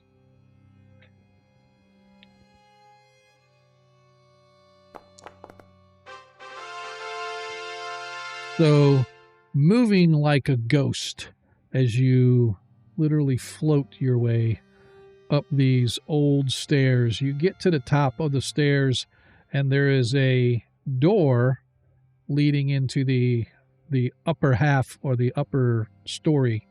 The door itself is closed, and it seems to be like there's no gaps around it, as if it's been sealed. Yeah, okay. I'm gonna come back down. Okay. And reappear and motion for Ronnie to come with me. Okay. I'm gonna motion everybody to come back out into the barn. Okay. And tell Baron he'll quietly fetch the others, or at least Declan or the Paladin. Okay. Let's see if I can move my wizard, which I can't.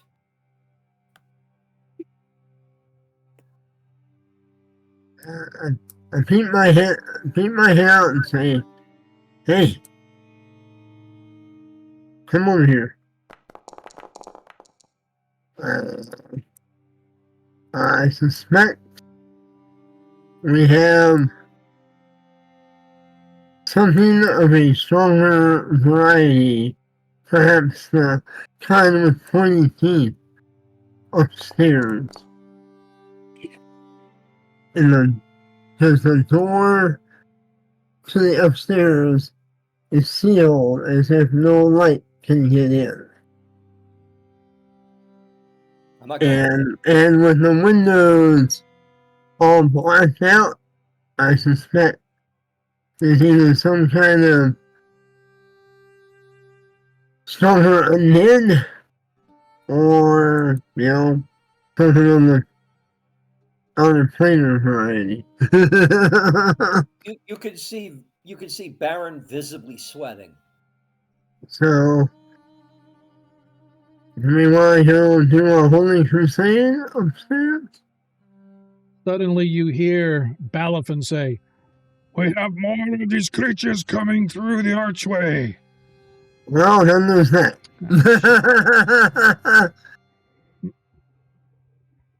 Dang it. Well, I say you use the archway. I would have said cast the web spell in front of the arch. That's what I'm going to do.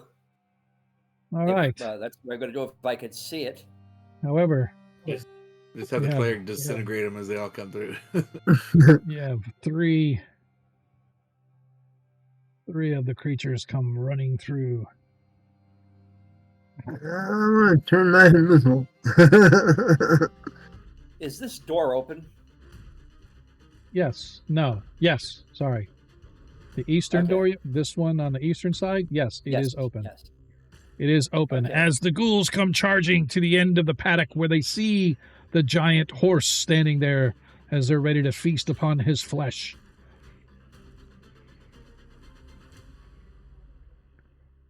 Okay, well, as you guys are outside, I know what you're doing already. Action, Deglin. I'll turn him. Okay. Deglin, turn. Nephron, you're in the barn, so I don't have to worry about you. Ronnie and Baron, I'm not going to worry about you right now because you guys are in the barn as well. Varys, you're turning invisible. Well, I can see the archway, correct? Well, yeah, if you're inside and the door's open and you can see outside, then yes, you can see the archway. It looks like the door's open. I'm going to cast a web spell over that opening. Okay. All right. Nephron, you too can see, and you, as he called out, you saw that there were three of the creatures just suddenly appeared out of nowhere and came rustling down this direction. Ronnie, I will go ahead and put you on there as well. You don't necessarily have to do anything because you're inside the barn, so technically you're outside the combat, but if you want to, I'll just include everybody. I'll make it easier that way. Well, I would have probably seen them come through from that open barn door on the east side. The thing is if you're looking that direction when he called it, right? If you guys are down there by the barn doors on the south, you're looking out in the paddock, and he says we have more creatures, you go turn to look. By the time you look to the archway, they may have been out of sight. But I can give you the benefit of doubt. But yes. So, Nephron, if you want to get into actions, what are your actions? I will just more or less step in front of Baron, and if they come in the barn, I'll attack. Okay. And Ronnie, any action that you want to take? Yeah, Diem, I'm going to go through that barn door and see if I can't attack them from behind. I'm going to move to the edge of the barn door to peek out. Okay. Roger that. All right, so we will begin our combat.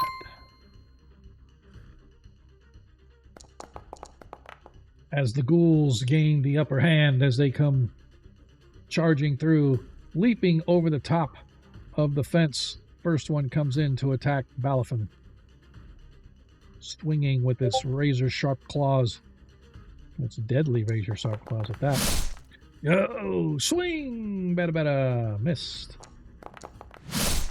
Oh, and he gets a -1 because of the paladin. Oh, yep, he is like just inside as it goes for its bite attack. Oh, as it misses as well. As ghoul number 2.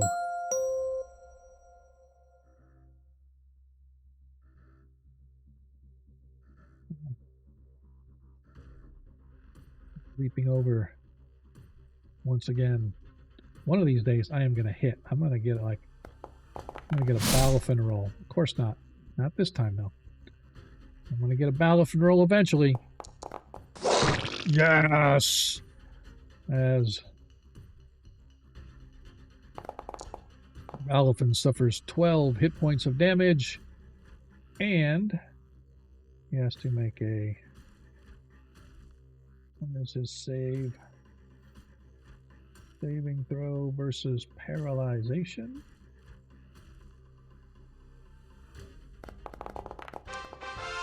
As he makes his saving throw against paralyzation as the bite comes down upon him. And the bite misses as the third ghoul comes leaping across the top of the fence, targeting the fresh horse meat as well. First claw. Misses. Second claw. Misses. Bite.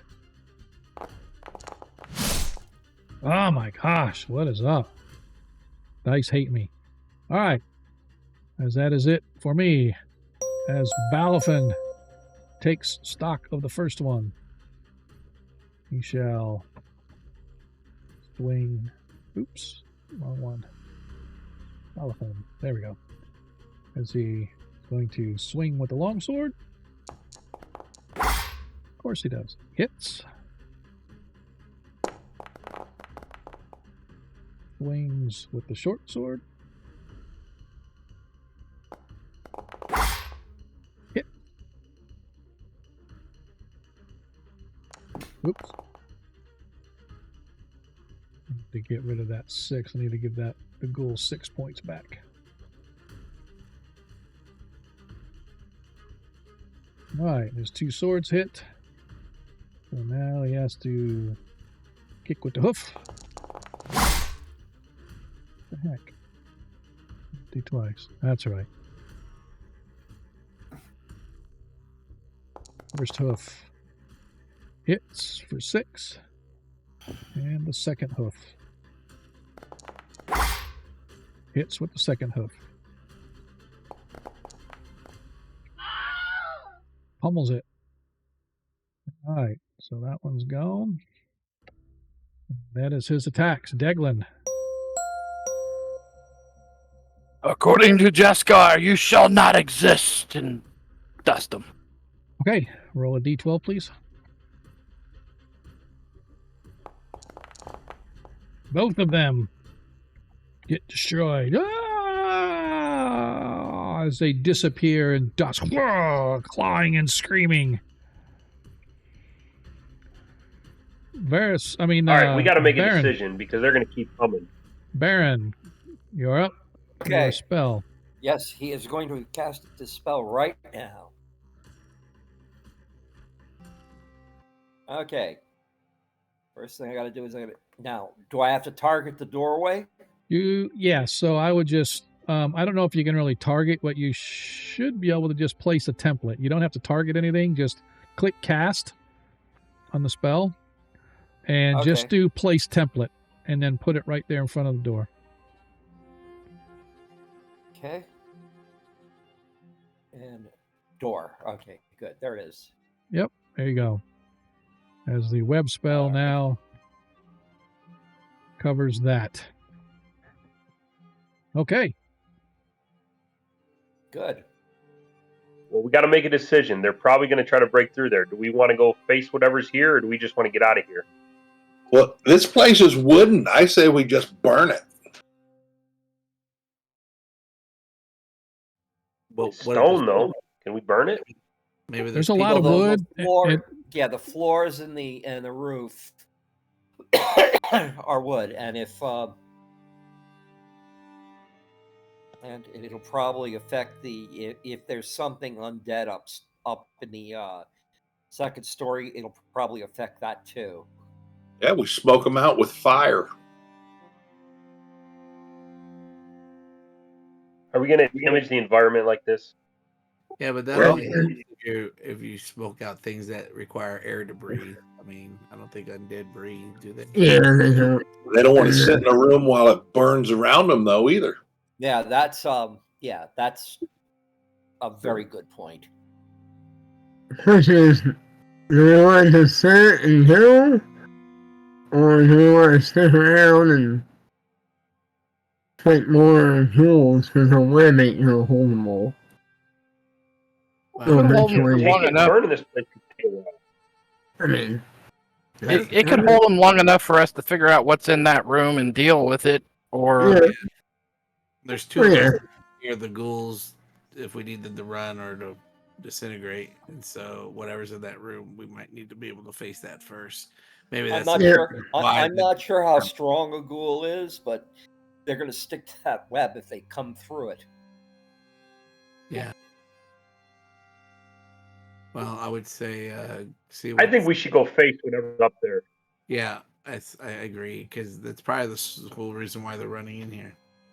we need some intel. We need to identify what's going on here. Well, Maybe You know maybe what? something in that room can tell us. Maybe I can levitate up and look through one of those windows up there. Be careful. Don't touch Yeah, yourself. DM, I'm going to be careful, but I'm going to levitate up Okay. and try and peek through a window. I'm not going to be all ballsy, DM, but I'm right going to back. look. Okay. Have Do your you- have your blaster available.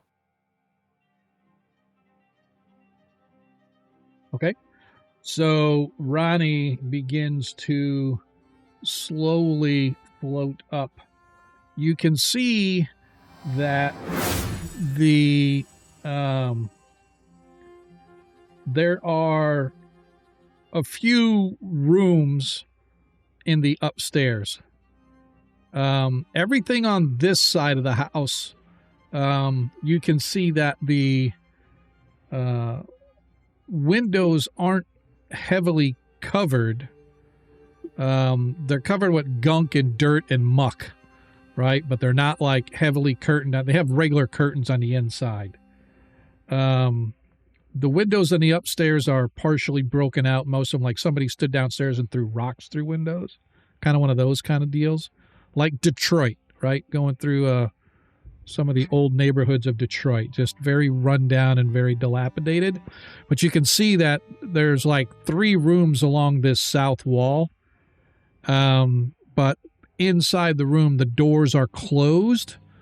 And you cannot see into the hallway or if there's another room on the other side of the door, whatever it may be. So yeah, that's on this side of the structure. All right. Well, I'll lower myself where- back down and go tell the guys that, DM. Okay. Now that being said, you don't have to. I was going to say, if you wanted to go around the building, I would allow you to kind of put your hand on the building and kind of pull yourself along. Oh, well, I'll do that, DM. Okay.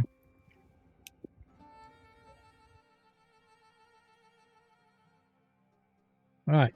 So Ronnie begins to float around the building.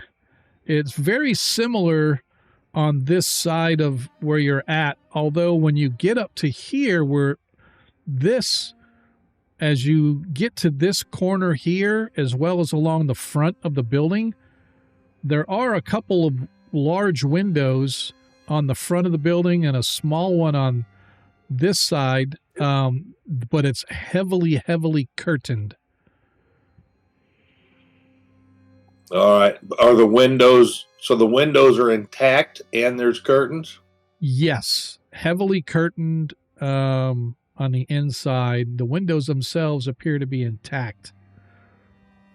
All right. Well, I'm going to move right across there without making any ruckus if I can help it. Okay. Same thing on this side. You can see that all along. Now here you reach the barn. So it sort of ends right there. Right. So there's nothing on the upstairs. You guys were inside the barn. It's a 2-story. It had sort of a loft, but the loft has been destroyed and pulled down. So there's really nothing left but a big open 2-story structure on the inside of the barn.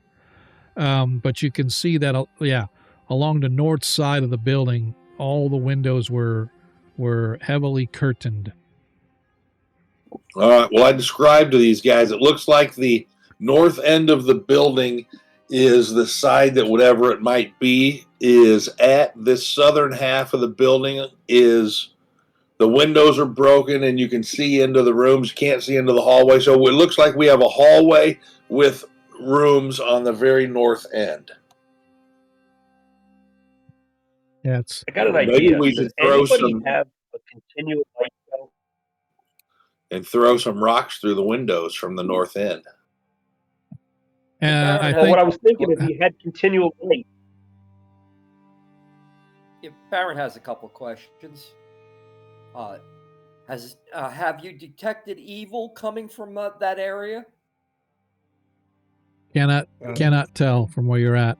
Nephron was asking, does anybody have a continual light spell? I have. My I lantern. do not. but I do have possibly some oil. Yeah. I have a lantern. Well, what I was thinking is we had a continual light. Put it on a brick and throw it through the window. If it's undead, it's going to run away from that. How was the door sealed? Why would it run away from light? Well, if it's sealed in the dark, I would assume it doesn't like light. Is the door actually sealed? So that you don't know, it was closed, but there were it was kind of sealed around, so there's no light bleeding through anywhere around the edges. Okay, well, we need to get a look at that door first. All right, Ronnie. Because if the door is sealed, but sealed in like silver or something like that, we don't have to worry about what's inside. No, there was no seal or anything like that. It was just closed, and all the cracks and stuff filled in, so there's no light leaking anywhere. Okay. Well, go on up there and detect and do some detection to see what we're fighting against, or will be fighting.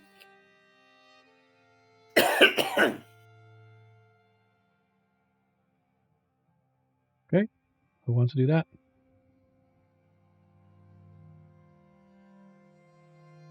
I'm sorry, what?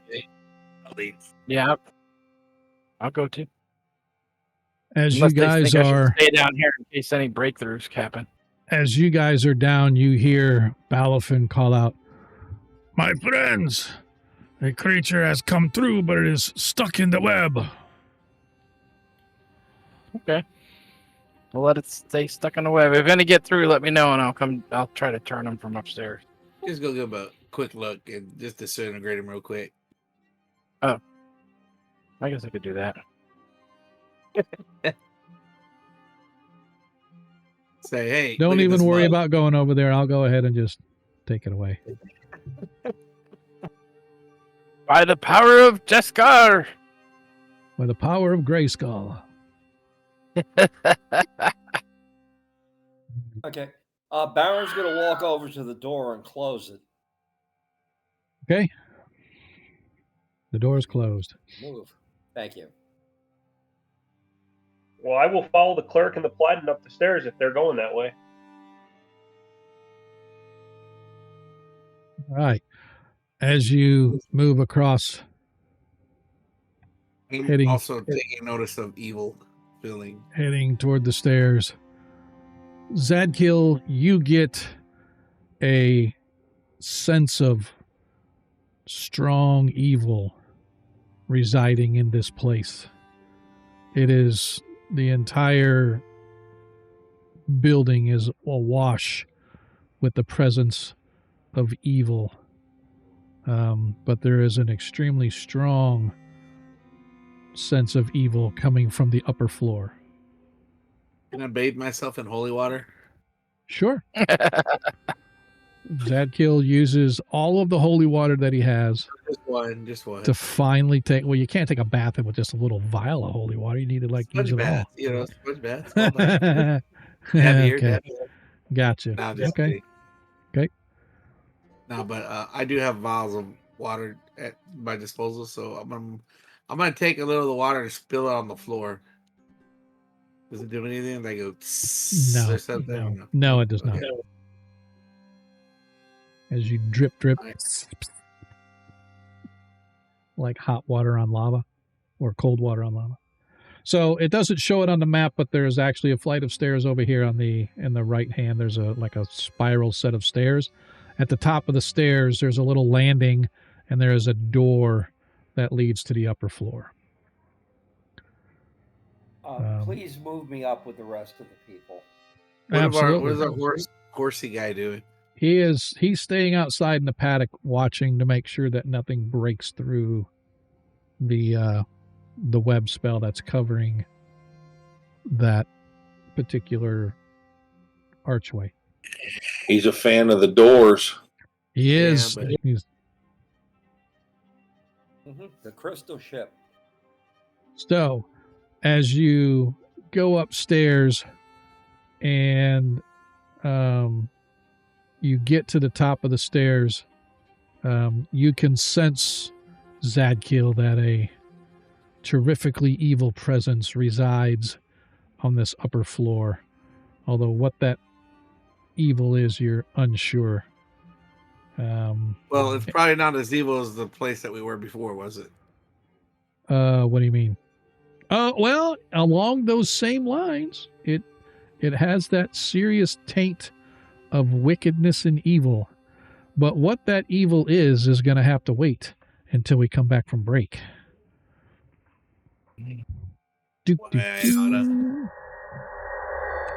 At Planet Fitness, no two members are alike, but they all have one thing in common. They're all strong. Join today. Hours, amenities, and offers vary by club. Check out planetfitness.com or stop by your local club for more information. Less than 18 years old to enroll or 13 to 17 with parent guardian.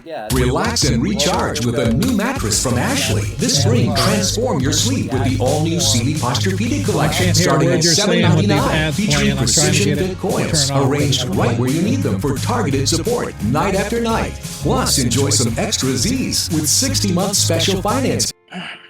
Sorry, I could not hear. I don't know why this one it always goes right into an ad, and I don't get it. I think maybe it's because every time it like logs me out and logs me in or something. But all right, we are on break now.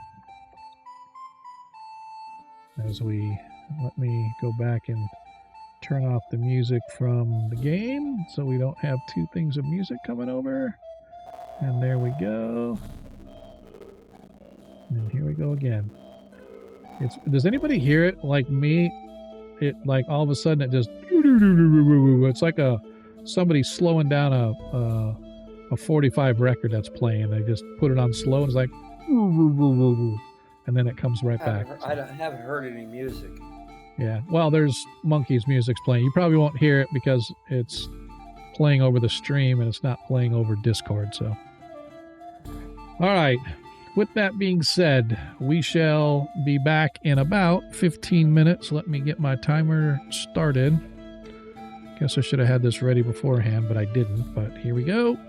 15 minutes and we shall be back. And then when we get back, we will decide what we're going to do. Are we going to go check out whatever the smelly thing is upstairs, or we gonna remove the web and go through that archway? What do we want to do? So we'll be back to decide all that.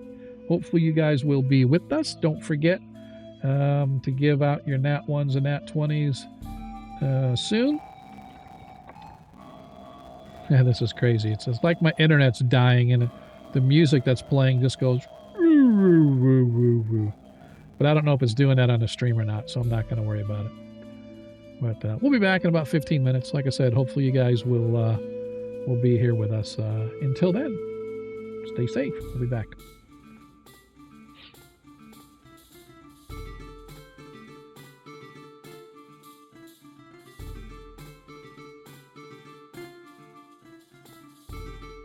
No, it doesn't do it on the stream, so it's just on your end. Yeah, it's my interwebs.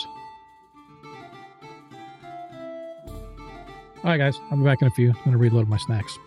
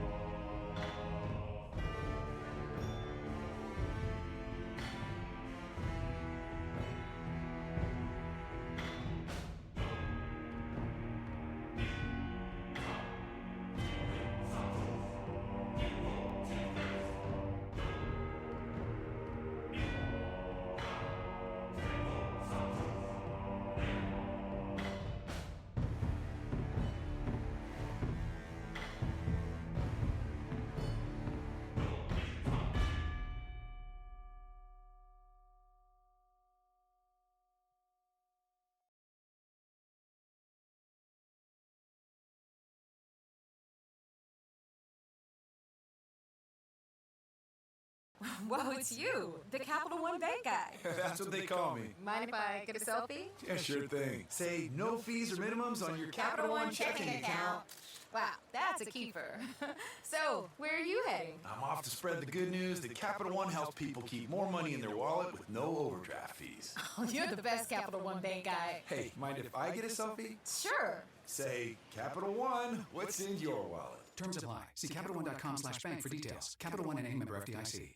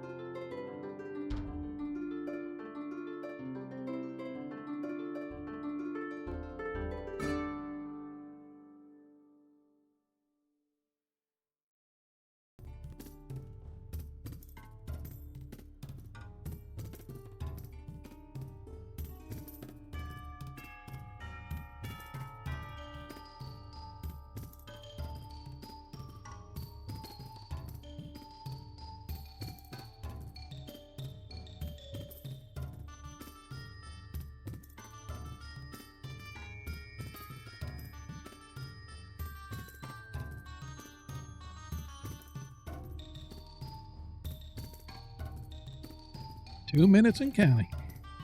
Let's go.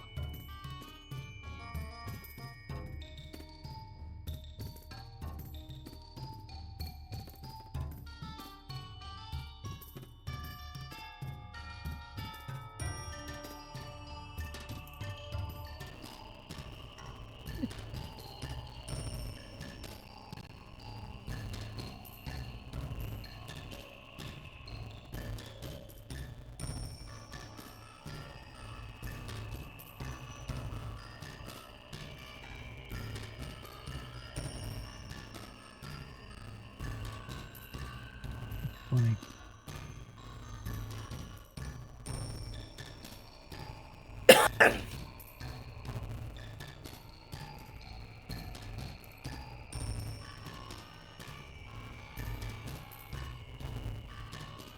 Easy.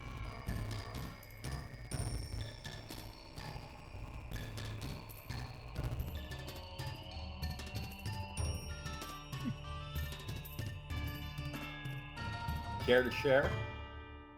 The music is just like, it's literally starts sounding like that robotic sound, like your internet's going out while you're trying to talk over Discord and stuff, how it gets very robotic and stuff. And that's what the music sounds like to me. It's digitizing. Yep, something.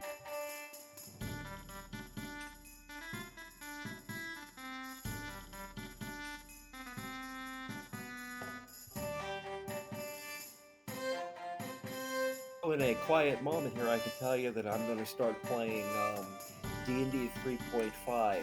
Really? With one of my groups. Nice. I'd rather play Advanced Dungeons and Dragons, but yeah, I liked second edition was what I played 1E for a little bit, then we went right to 2E, and that's what I played almost my entirety of playing. Yeah, I played I played 1E for quite a bit,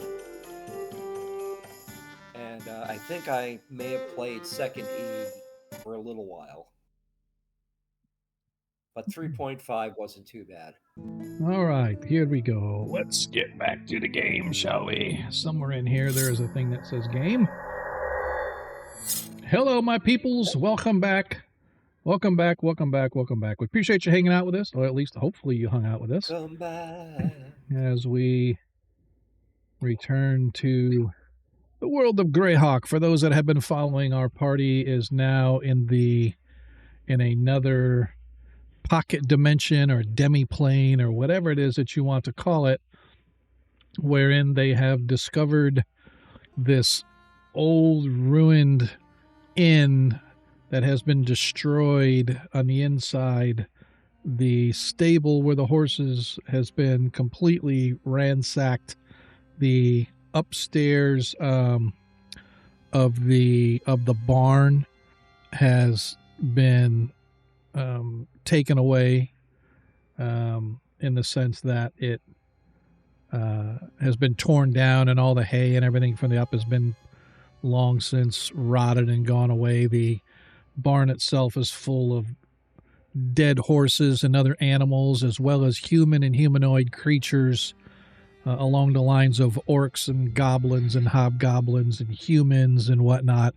It's just like a smorgasbord of ghoul feastery going on within, or was going on within the barn, until the party managed to take out whatever creatures were there. However, they have discovered that there is something wicked in the upper floor of this inn. At the top of the stairs is a door. The door itself is closed. It has, I don't want to say like sealed, but like sort of like stuffing towels around the edges of a door to prevent smoke from coming through, etc. Very much like that at the top of the stairs. Additionally, the upstairs windows on this side of the complex, or the structure, are heavily curtained, and the windows are closed. But interestingly enough, unlike other windows on the upper floor, the windows on this side of the building were not broken out or anything. They were all intact, closed, with these heavy, dark black curtains preventing any view on the inside whatsoever. So our party now... Daylight? Beg your pardon, sir? Are we operating in daylight? It is a very, very grayish daylight.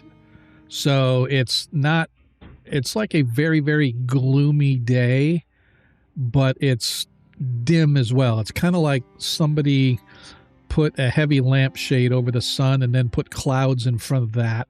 It's so a it's Ravenloft kind of day. Yes, exactly. But it's just not raining, so it's a very, I don't know, for lack of a better term, gloomy day outside, and it's dim light, but you can still see relatively well. You can see around the entire inner circle of the Tovag here, and you can see just on the edge of your vision, you can see the next row of Stonehenge that circles around, right? So the Tovag is fully intact here in the sense that there are concentric circles, just like the main Tovag that you guys are at. It's just you can't see really past the second row. You can see the first row where you're at, and then the second row, it's very, very gloomy to the point where you can't really see. But anyway, as you guys come up to the top of the stairs, as Zadkiel is at the top of the stairs, he can sense this evil presence on the upper floor. Varys standing behind him, eyeing the door. The rest of you at the bottom of the stairs, I assume, unless you tell me different. What do we want to do? Is everybody back, by the way? Following him up the stairs. Okay, so you're... What Baron wants to do is he wants to remind everybody about our last vampire encounter. Where was that at? It was in the where we got the Black Razor. White Plume Mountain. White Plume Mountain. It was where Baron had an unfortunate meeting with a vampire. And they can turn gaseous, and there are broken windows on the second floor. So it's possible for it's possible for, if it is a vampire, it's possible for the vampire to go gaseous, flow through one of those windows and come up behind us. Okay. I'm still having nightmares about that. That's why we have an invisible thief that's going to backstab anything that comes up behind us. Here. That would have helped me a lot. That would have helped me a lot back then. Well, I was ill that day, so I was in the hospital, matter of fact. Okay, well, you have an excuse. All right, so let it happen again. How much room is in front of that door? So there is a landing at the top of the stairs. It's about maybe 5 foot square.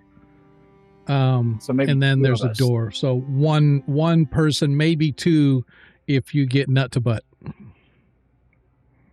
Well, we don't want that because we want to be able to swing. But I'll stand at the bottom of the stairs. So if I see anything, I'll definitely try to this. Yeah, keep your holy symbol handy.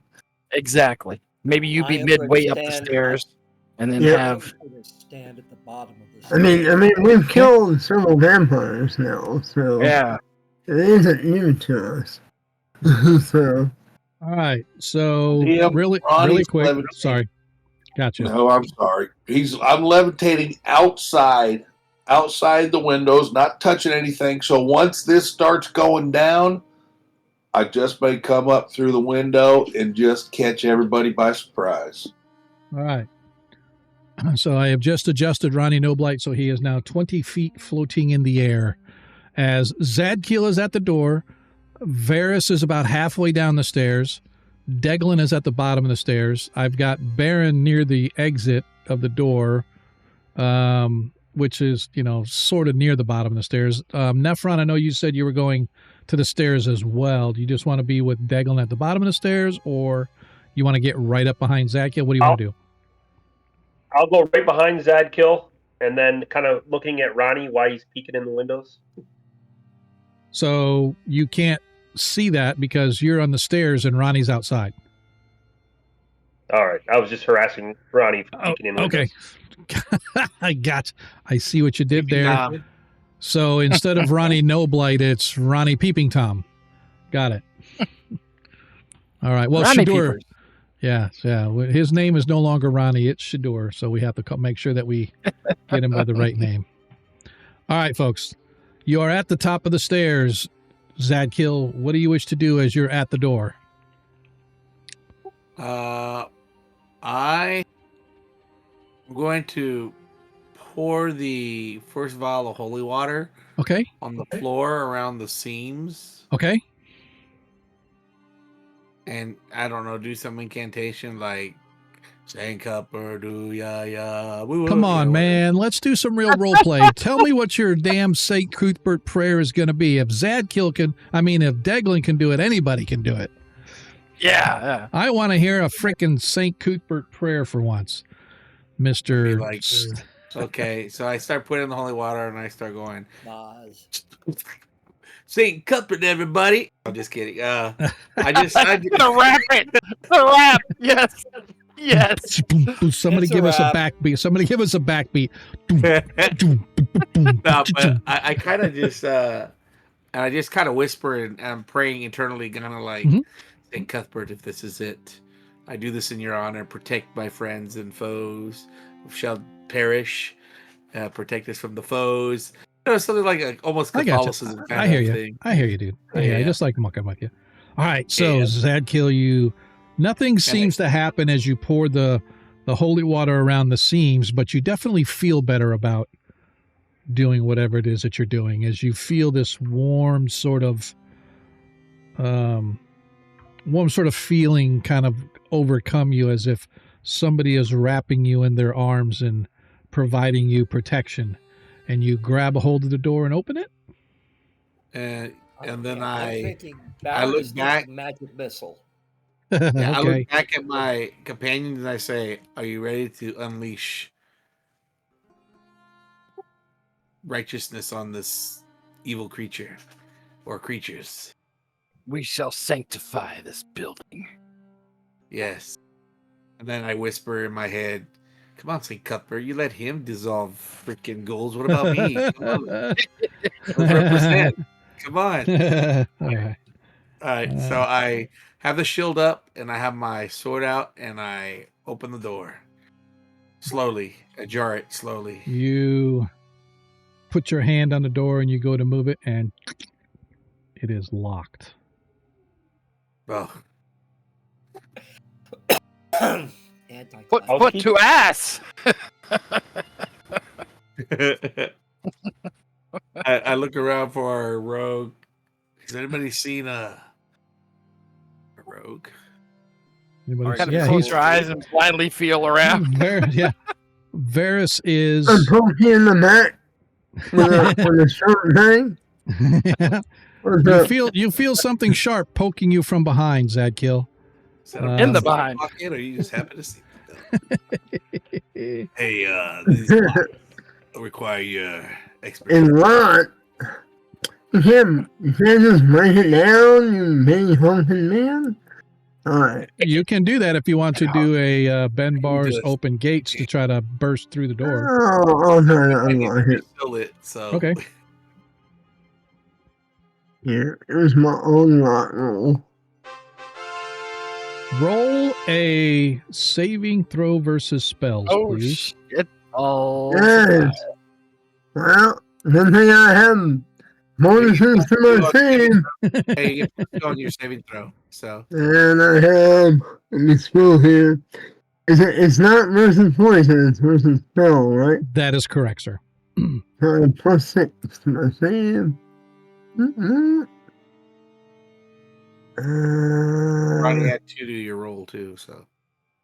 Oh yeah. No, yeah. Do you get +2 on saves for that? Yes. I thought it was only yeah. You're right. Yep. So if it should already put it in it, but so don't add any. Okay, it didn't work last. I know. I just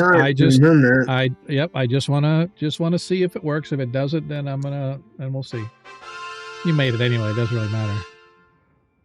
It's interesting. The whole, yeah, it's not adding it in, so. It's not adding anything into your roll. Nope.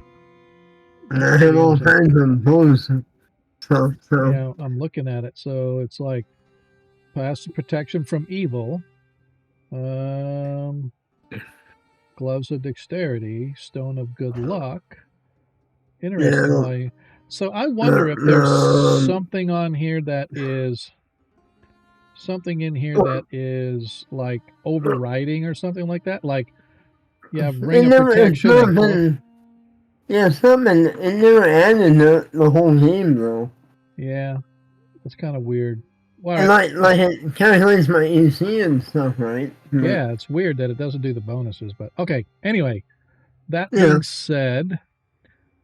said, as you go to do the lock, you hear a and then suddenly you see this little flash of arcane lettering right near the lock on the metal of the metal sort of plate, and this like little shock of electricity hits you, knocking you backwards, and you suffer 3 hit points of electrical damage as this little mini lightning thing, whatever the frick it was, goes off.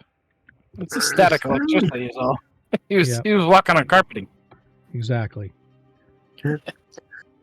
But you successfully unlock the door, and you hear the lock give way, and the door kind of crack, but it's like partially stuck, like something's blocking it from being moved. Well, there might be something barring or blocking the door. Have at it. You know, I am not downstairs and so, ow. As your fingers are slightly smoking. Zadkiel, you can see that the door is cracked, but there's something blocking it on the other side. And as you look, it looks like something heavy on the back side of it is actually behind the door, blocking it from being opened easily. You could probably open it with, just sort of pushing it open with an open doors check, if you would like to do that. Okay, I'll do that. That'll be fine. Okay. So just, if you open your character sheet, go to your strength over there to open doors, just click on the 1d6, okay, parentheses 1 to 4, and it'll roll the check for you. As Zadkiel puts his weight into it and you push it out of the way, and suddenly you hear this sort of shredding and tearing. There's a huge tapestry or a huge carpet, like an old Oriental rug. Looks like it's been nailed up to the back of the door and nailed at the bottom of the door as well to prevent any like seepage maybe of anything through the door. But straining against it, it rips, and the nails that are holding it give way, and the door gives way, and you guys find yourselves in the upstairs of this place. Now, each one of these squares is only like 2 feet, so you could move like 2 or 3 squares at a crack as a 5-foot square, but I just wanted to give a big map here. It doesn't show it on here, but first of all, there is only 1 door on the north, but there are like 4 doors on the south, even though they're not shown. Which one did we come in? Outside. You guys came from where you're at. You guys came from. Yes, Ronnie, you are. Sorry, I should say, Ronnie, you are. I didn't want to put you like off the map though. So you're technically outside, Ronnie, up on somewhere on this side of the place. So I will actually. I'm going to go over here. I'm going to go up here. Go over here. And down here. Oops. I hate when that happens. That's all right. So, Ronnie, you are like outside out here. So. Gotcha. I'm just hovering there waiting for something, DM. Yep.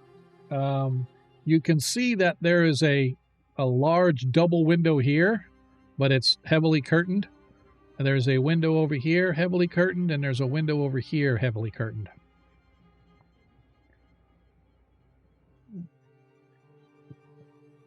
Cool. All right, back where we were. All right. So as you guys all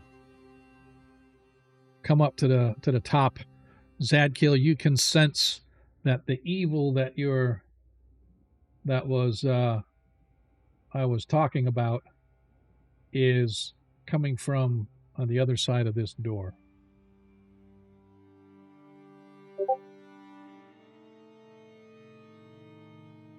Which door? Baron does not want to. Baron does not want to be standing near the staircase. Okay. Okay, I asked the rogue to check for traps as we're walking. Okay. Make sure there's no traps on the floor or booby traps. Okay. Booby traps.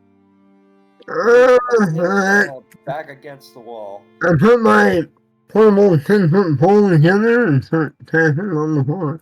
Okay. I used to have one of those. As you guys begin to move down this hallway, the upper floor is carpeted, but you can see that it's splotched with blood and gore. The smell that permeates this entire upper floor is like rotted meat. And as you move across the upper hallway, you get to the door. There does not appear to be any traps that you can find. That's good. I mean, door may have set off an alarm or something anyway. So I suggest it might be ready. I'll check the traps on the door. Yeah, check to see if it's unlocked. I'm gonna look for traps first. Okay. The door does not appear to be trapped. Is it locked? The door is locked. Does it look like it's blacked out? Yes, the door does appear as if it has something like pushed under the bottom and stuff like that. Alright, am I ready to kill whatever? Alright. Unlock.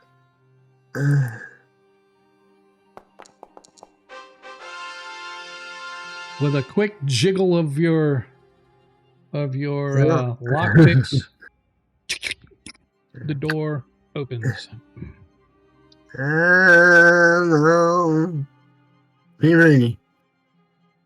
Turn back invisible. Okay. All right. Say, have that, hero. I'll step in right behind him, so if I see anything spooky, I'll try to turn it immediately. I tell everybody maybe we should put that tapestry back up on the doorway that we came through before we start. Oh, so it can't escape? Correct. Can you handle that, Baron? Okay, yes, Baron can handle that. Okay.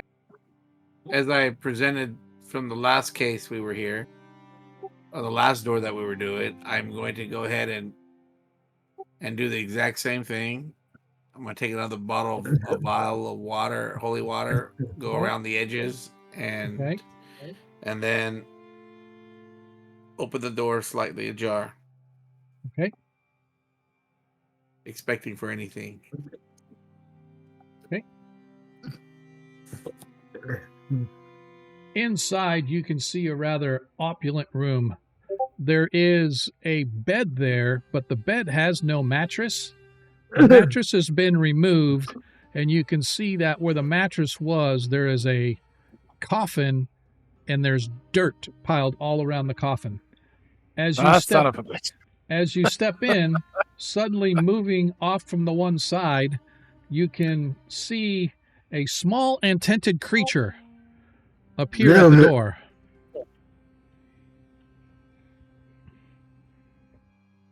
Son of a bitch. Zadkill, roll a d6 for surprise, please. Okay.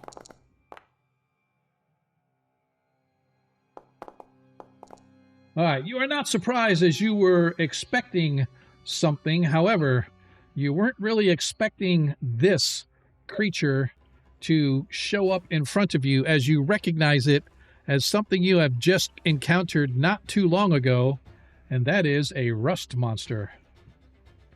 Oh, wonderful. Across the room, you can see there is a rather... Why isn't it showing? That's interesting. It's not showing on the stream. Maybe, can Zadkill not see that? Maybe if we go in the room. Huh. Oh, no wonder. Haha. I'm sorry. I apologize. On the other side of the room, sitting at a desk, turning around to look at you, you see a rather beautiful, pale-skinned woman.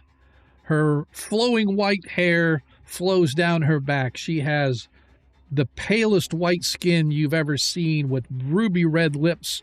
Her fingernails look like sharp claws, although they're painted black, as she turns and smiles and says, "You can tell Ayus that I have no interest in returning to do his bidding. Now you may go."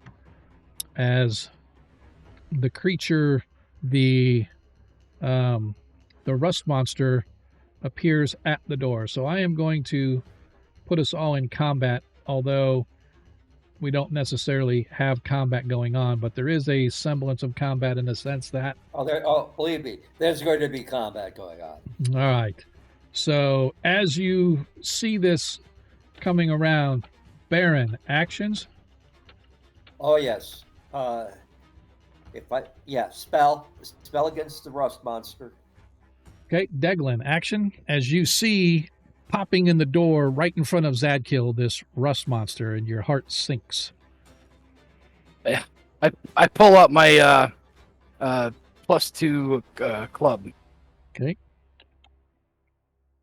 Nephron, action. Do I know? Can you blind a vampire? You don't know if you can or not. Well, I'm going to give that a try. I'm going to try to cause blindness on her. Okay. All right, Ronnie, you are outside. I am going to say, at least for the first round, you don't know or hear anything. Works for me, DM. So you are still waiting on your companions. Once if combat truly starts, then I will say you will be able to hear the shouts and whatnot going on from inside the room. But as of right now, no. Varys. Well, stupid rust monster, stupid vampire. Well, we don't know yet if it's a vampire. It could be a drow. Yeah, okay. A white drow. I'm gonna stay invisible. Okay. And ready, albino drow. Yes. And there's get ready to backstab her. Okay. Once they get rid of the rust monster. Roger that. Zadkill, action. By the way, you got a nat 1 from Excel. I didn't know if you saw that. Oh, he gave me another nat 1? Nice. Yep. That means I got 2 nat 1s. Thanks, Excel. Appreciate that, brother. And I apologize if I've missed anybody. Need some nat 20s. Yeah. Yeah, so that looks like the only 2. So Corvus and Excel. Nice, dude. I appreciate that. I'm probably going to have my wooden sword out for this one. Say again? Your wooden sword? Probably going to wooden sword out for this particular battle and put my sword and put my shield.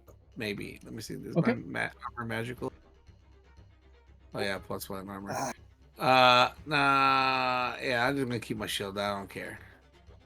Okay. Actually, yeah, I'm gonna pull out the halberd. Okay.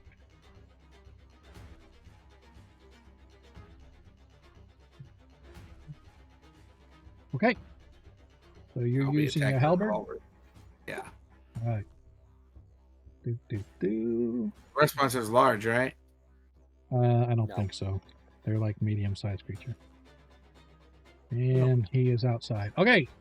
As we... Well, never mind. Go back to wooden sword then. Come on, dude. Make up my mind. But it was large, sorry. No problemo. All right. As...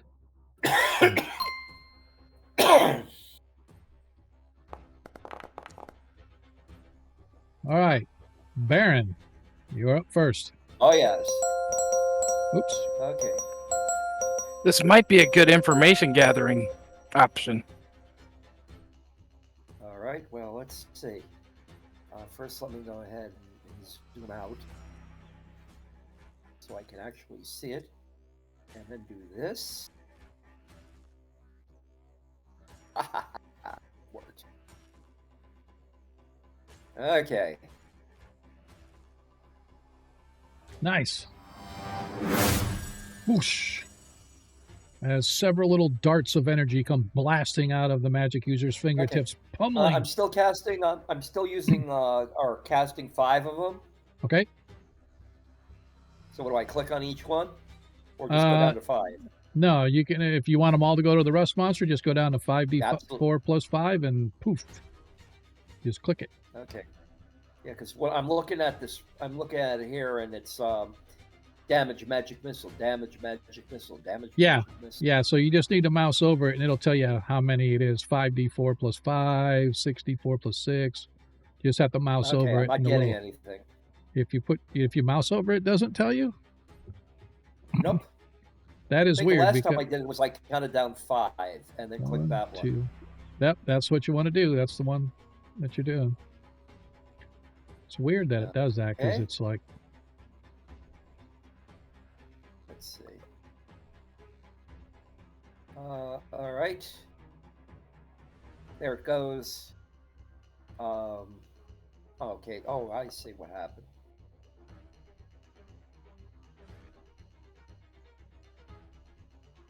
The hidden. Oh no! Wait a minute. That's not right. There we go. Okay. No damage. See what happens. Okay, it worked. Nice. 18 hit points of damage. Boom! As you pummel into the rust creature. Is that it for you? He falls over dead. He does not. Nephron, you're up. All right, let's see if this is going to work. No idea if you can blind a vampire, but we're about to find out.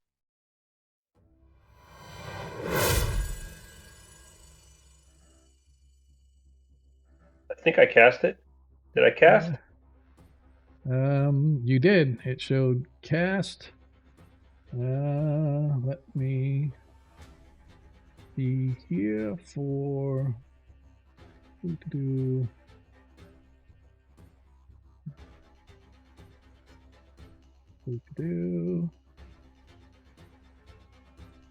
I need to look and see what it has for here.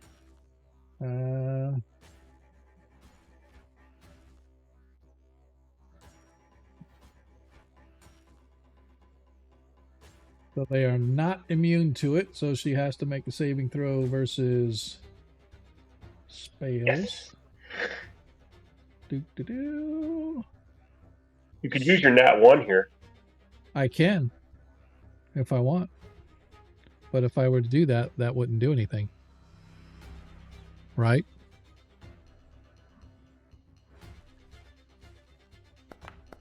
Oh, as she fails, as you see, as suddenly the vampire screams as she starts clutching at her eyes.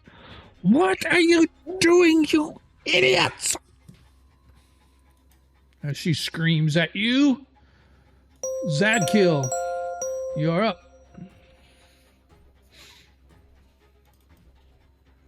So since we aren't engaged, since I'm not engaged yet with that creature, will I take an opportunity to attack if I charge her? So you can charge her. Yes, you would take an opportunity because you would have to go right past the creature in the door. Oh, I thought we weren't in combat. That's all. No, you're in combat. That's why I have everybody in combat. Okay, gotcha. All right. Well, then what I'll do is I will swing at the. I'll move there, and I'll swing at the rest monster with the sword. Okay. It's already damaged, right? It is already damaged. Yes. Okay. Got pummeled by a magic missile. Got damaged enough. Well, let's see if we can fix that.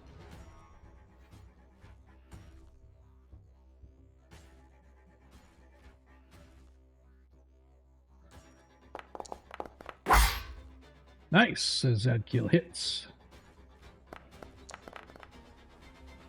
Nice for 7 hit points of damage. That is my turn. That's it. Okay. Deglin.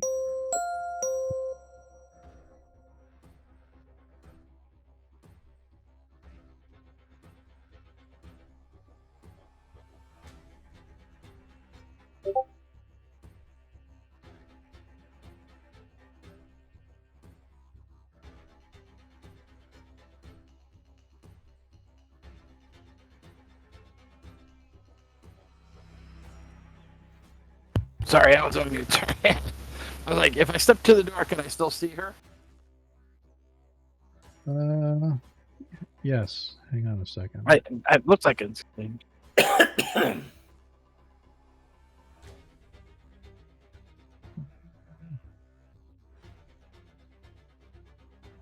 Cool. Just want to make sure. Anyway, yes, you can see her from the door. Can I attack through the door to hit the rust monster? Yes, you can. Okay. And I'm using a stone club. Okay. Oh, I just lost connection. Hold on. Yeah, I hate it when that happens. Stone club. Stone club. Oh, my thing's not working. Damn it. All right, let me go to my character.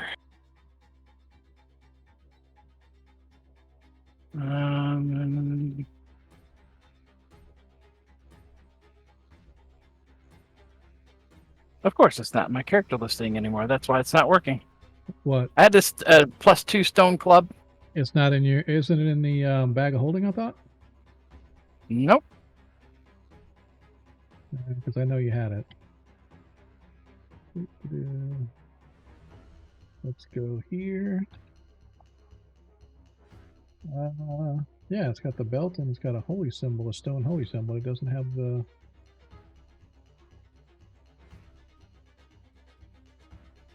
Yeah, I don't know what happened to it. Are you sure you guys didn't get rid of it and didn't sell it? Positive. We couldn't figure out a cost for it because there's no place that knew anything about it. Are you sure you're the one carrying it? Maybe somebody else was carrying it? I don't know for sure, but possibly. I got it on my home character sheet if you wanted to use the numbers from it. No, yeah, we can. That's fine. We'll just have to roll it. Just roll an attack with any weapon. Just add, like, if it just like a attack with a regular weapon, and then add a. Yeah, I'll use my mace. That's got the same damage. Yeah, that's fine. So we'll just do that, and just make sure that it's, if it doesn't have a +2 bonus, then add +2 onto your attack. Okay. I'm targeting, yes. Nothing in my quick macros are working. Huh. Okay, back to character sheet again. Let's go to... Where's the mace? Are you telling me it's gone too? The mace is gone too.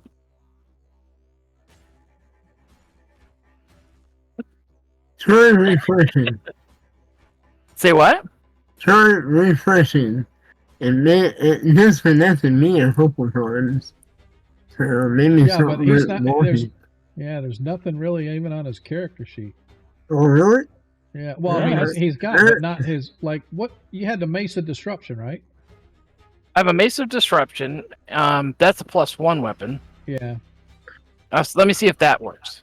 So yeah, just do that and add if it. Yeah, that one pops up. Yeah, so just the melee, it doesn't have. Yeah, it has a +1. So just add a additional +1 on your attack roll. Just add a +1 situational bonus to it, and then it'll be a +2, and then we'll be fine. As you hit. All right, and damage. 19 points. Nice. Nice. All right. +1. Actually, I am going to undo that, and I am going to use one of my natural ones. Oops, he didn't have that many hit points left. I only should have had this many left. I'm going to use one of my natural ones to take away that hit from you. Thanks. You're welcome. After all that crap we went through. Yep. Sucks to be you. Varys.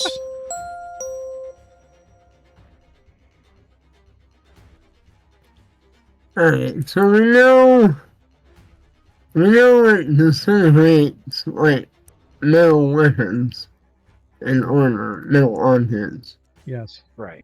Magic items get the same bonus? They get a 10% per plus. So if it's a +3, it gets a 30%. Yeah, it's not yet enough.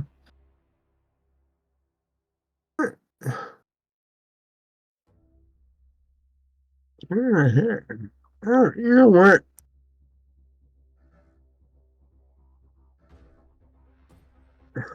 I don't even want to think about what Baron is. I will turn and blast it. Okay.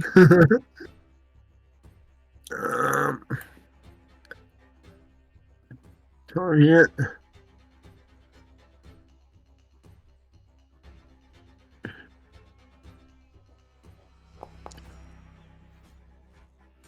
As you miss. Yep. This is the laser pistol. You get 2 shots, though, I believe, per turn. I know the blaster pistol gets 2, I think. Or is it? I got it backwards. Regardless, yeah, you should get it. This is I think this is the double wrist one thing. Let me see what's there. Ronnie blaster pistol gets 2 shots. Yeah, you get 2 attacks per round with the laser pistol, so you get a second shot. Okay.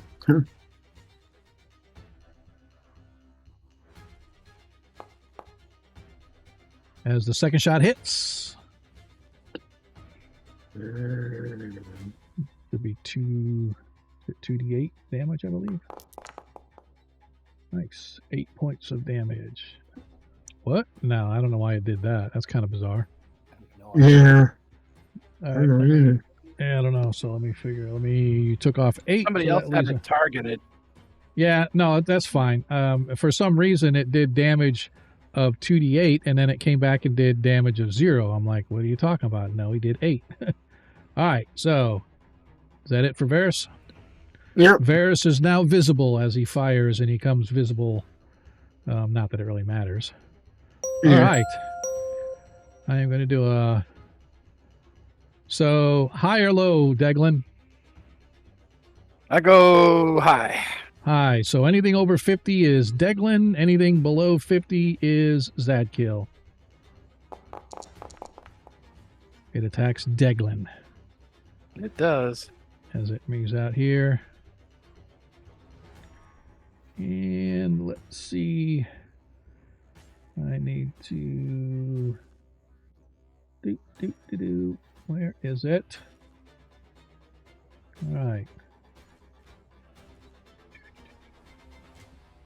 Attack. Somewhere in here, it's attack. It's probably not going to hurt him at all. Of course not. This is where I could use a nat 20. Hey, you got a nat 1 to use. Yes! As he hits Deglin with his antennae.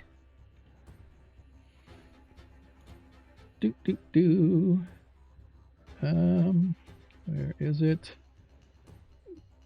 Deglin, I need you to give me a D100 roll.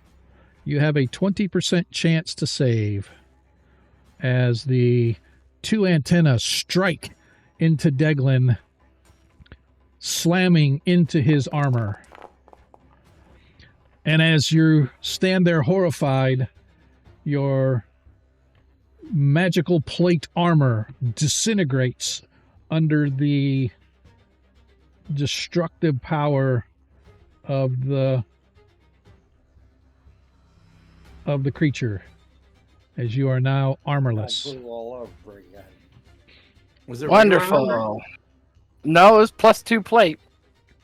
Yeah, but You'd think the plate itself would get a thing, but it doesn't. It's only the pluses. it's only the pluses. If there is no save, if it hits metal, there is no save. It automatically destroys it.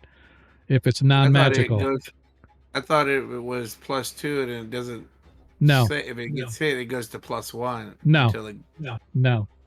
If you read the actual description, it says a successful attack causes up to a 10 cubic foot of metal to instantly crumble into easily digestible rust, and the creature will immediately cease attacking in such a case and begin devouring the newly created meal. Metal with magical bonuses gain a 10% chance per plus of not being affected by the rust monster's attack. For instance, a +3 shield would have a 30% chance of resisting the rusting effect.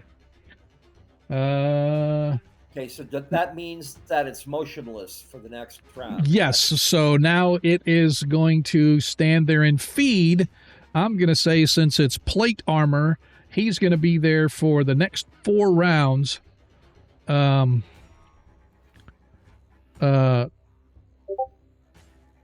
next 4 rounds feasting upon the armor, which brings us to the female form in there as she screams, "You fool, what are you doing?" And suddenly you watch her sort of poof, go up in smoke, so to speak. I knew it.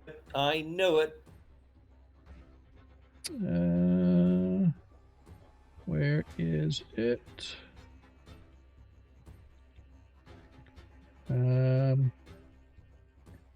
Yeah, it doesn't have it under actions anywhere. Oh, there it is.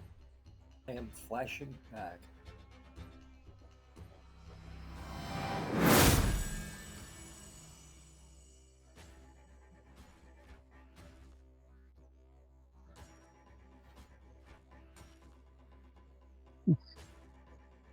Darn it.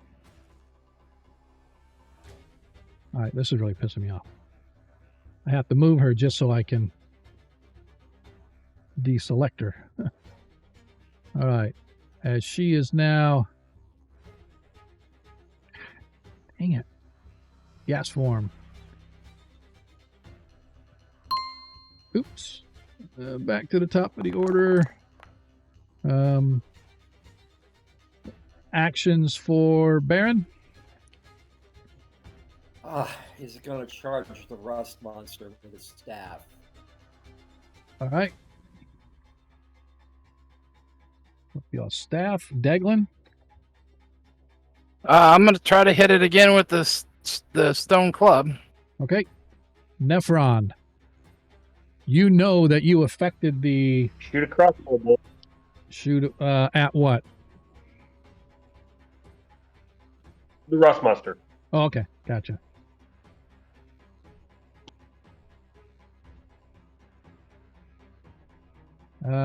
Ronnie, you hear shouts coming from inside and screams, and you hear a female voice sort of screeching out like, "What are you fools doing?" And then you hear shouts of, "Ah, fuck me," or words to that effect. Yeah, that's definitely what came out.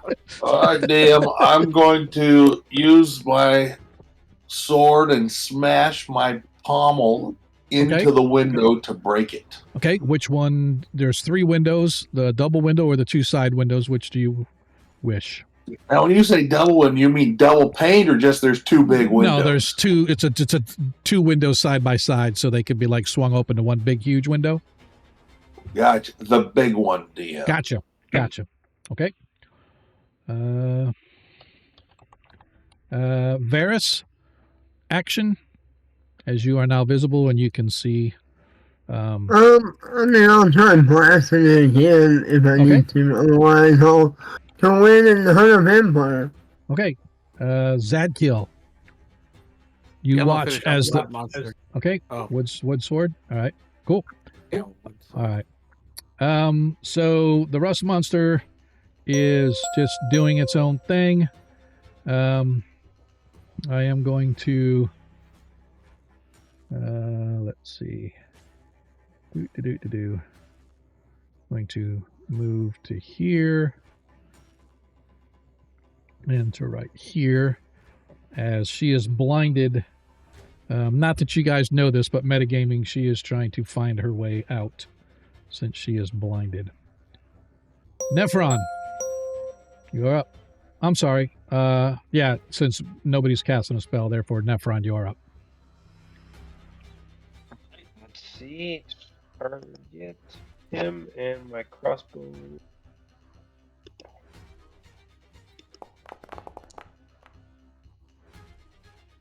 That hits. Yeah, that does hit. Did you target the thing? It didn't even show. Yep, as you do. Yeah. Okay, that's weird. It's like, yeah, that's not you. Twice to me. Yeah, I know. That's what I said. There's something going on with the system where it's like rolling when it's not supposed to, but that's okay. That may be some. I think the people that tune in for this game just watch it to see what Forge is going to do. Yeah, I think so. I think I'm going to have to go check some settings. There could be some like automated dice rolls that I've got set up that accidentally re-roll or something, but you did hit it and you did do. Oh no, I think I screwed up. I think I still have the vampire targeted. I think that's what I did this. That's exactly what it was. So I'm gonna well, she's gone, so I can't untarget. Yeah, I'm gonna put her back so you can untarget her now. I don't know. I'm looking at his. Come on. Thing here, and it looks like he's targeting the rust monster with a crossbow. He is, but he was also targeting the vampire at the same time because he was targeting her for the spell. Should be good now. Yep, we are good now. All right, cool. But anyway, so you did the 5, good to go. Make sure that there was no damage to the. Yep, cool. All right, so that's it for Nephron. Your arrow strikes into the rust monster. Poof. And you watch as suddenly the wooden shaft just sort of falls out as whatever is left of the metal tip is no longer there. Baron, you're up. Am I going to be able to charge it? Yes, I will say you could charge right to here and then swat it with your staff. Okay. Ha, damn, I moved myself. Okay. Good for you. Okay, good. Now let's see. God, this seems so familiar.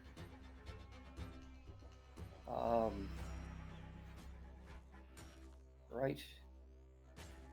Now I just have to. Oh, there it is. Okay, good. There it is. Now I just have to find it.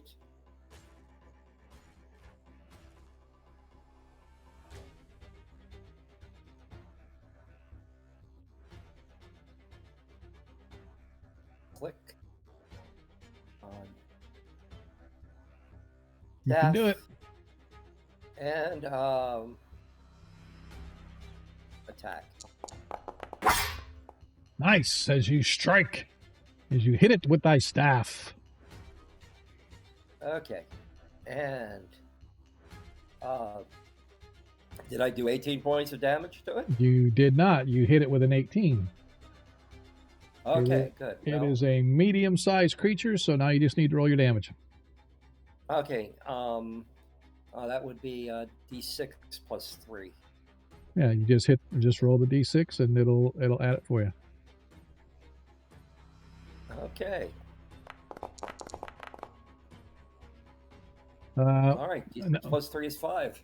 Yeah, you should have just rolled the damage instead of rolling a regular d6. Okay, because the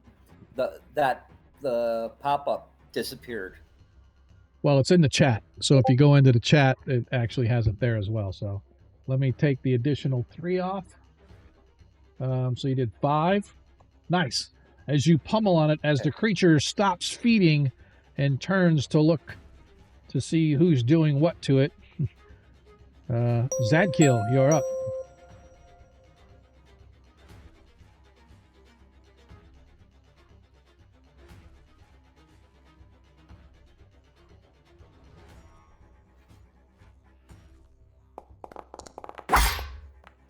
Nice, as Zadkiel strikes the creature with the final blow as he slays the monster of rust that fed upon his favorite cleric's armor.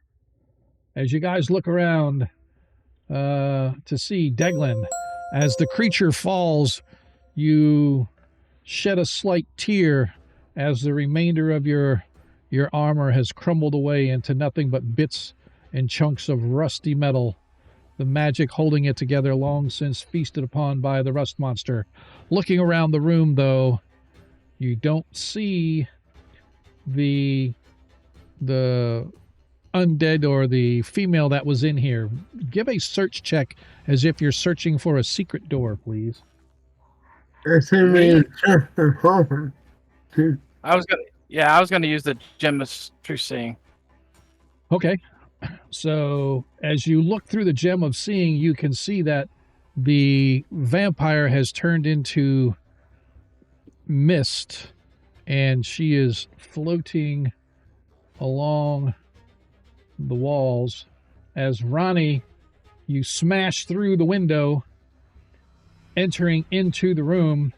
As you are floating above, right below you is a coffin. Think of it as a water bed with the water drained out of it. It's got the frame around it, and so now down inside where the water normally would be, it has dirt filled, and you can see that there is a coffin sitting in that dirt in the floor right there. And Deglin, you can see that she is floating up over here. Nobody else can see where she's at, but Deglin, you can see. Right. But as I said, nobody can actually see her except for you. Can we go in? Yeah, you can go in. You can do whatever you want. At the door. I want to go in and mess up her coffin. So I want some holy water in it. So Okay. she tries to lay down in here. It's going to be in bad shape. Oh, it's about doing a magic missile. Okay. And then I want to just make the impaler. All right. As you guys as Ronnie comes in and Deglin, as Deglin sort of points out where she's at, moving into the room. Where did Deglin go? Why is he not? That's what I'm saying.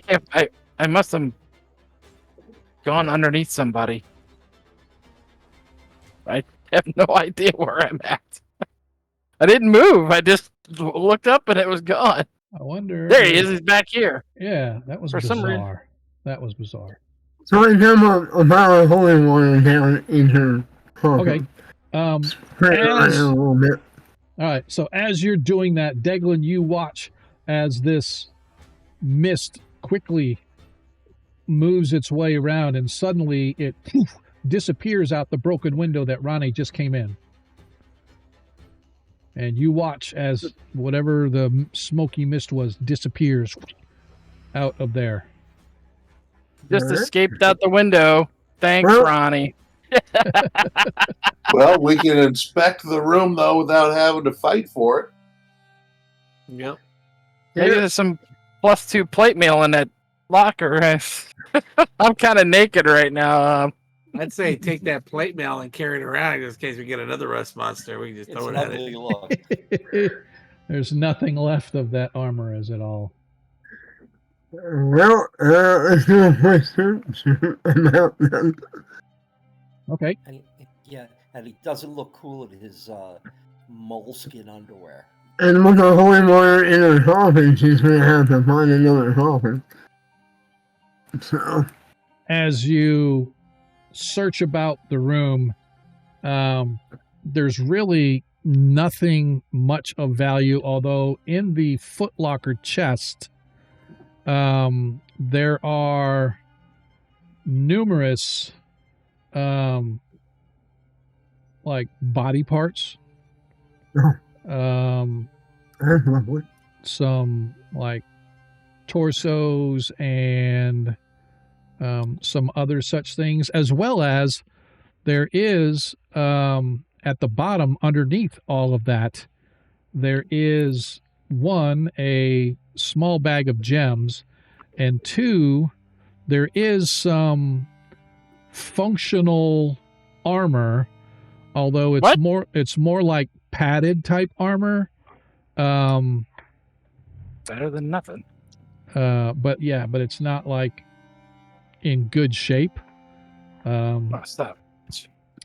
But it's like stinky, covered in muck and blood and whatnot. Inside the coffin, though, you do find a spell book. An unholy symbol with the symbol of Ayus on it. Well, let's smash that. I take the padded armor over to this tub of water over here. Start scrubbing it.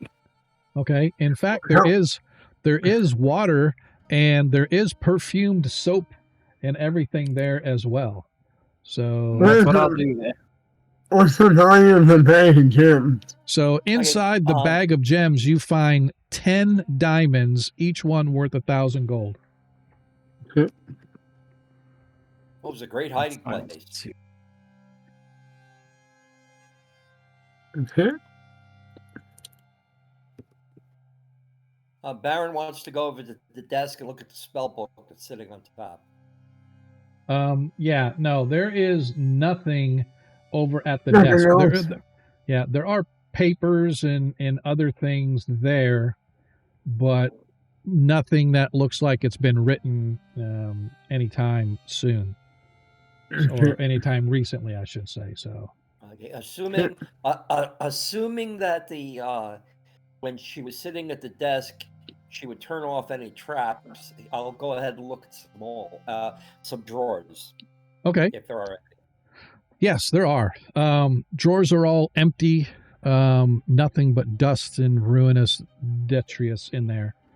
Deglin, I went ahead and I added the padded armor to you. I see. It also changed my base move rate for some reason. Yeah, because the padded armor has a base move rate of 90. Yeah, but I have that belt of storm giant strength. My weight stuff is like astronomical, which I shouldn't be affected by almost anything. Not if for he's sure. Got padded armor, it should be 120 plus 5,000 weight allowance. Yeah, I'm not sure how the movement is affected, but maybe let's see. Padded armor is not even as good as leather armor. No, it's not, but it's better than no armor. Yeah. I mean, your movement rate should be 120. No, I'm sorry, but you can say what you want, but the base for this padded armor that I just put on him, the base move is 90. It's not 120. It's not whatever you guys think it's supposed to be. It's whatever I have it set at. So the base armor is 90. Okay, that's some thick padded armor. It is a heavy bit of armor. I was just wondering if maybe if I disabled and re-enabled your belt that it would set it back to 120, but I'll have to look and see why it's set to that. So, but I'm not going to worry about it right now. So, anyway, you have a cloak of protection or rain protection on? I have a cloak of protection. Okay. Yeah, his armor class is 4 now. It was -4, so Yeah. Yeah, we're gonna have to. Yeah, we're gonna get you some more plate. Here's what it is. So, as you guys spend a little bit of time searching, oh, I just realized that it's not on here. Well, that's bizarre. We're out and take one of the gates and bear away though. Yeah, it's going to go back outside.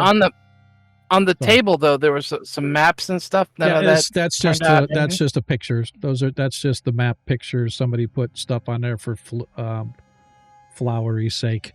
There's nothing really there. No papers. No anything of value. The drawers were searched. Nothing of values in the drawers or anything like that.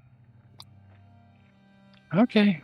You said there was 4 doors at the south end. Those were the rooms that Ronnie looked in previously. I don't. Oh, he did. Okay, I didn't know. Yeah, I don't show the doors on this map because they were inconsequential. But if you want to spend a half hour searching around, I can tell you're not going to find anything. No, just the rooms looking for armor is all. Yeah, I get it. Nope, nothing here. Sorry.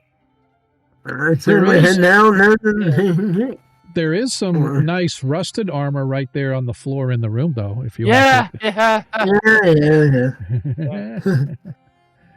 All right. As you guys head back down the stairs, you find yourself back on the first floor of the inn, so to speak. So, do we want to take one the other gate? So this right here. I say we light it on fire. Yeah, I mean, we can do that. We dump some oil on the wood here and start burning it down or whatever. As you guys come outside, you see that there are now perhaps 3 or 4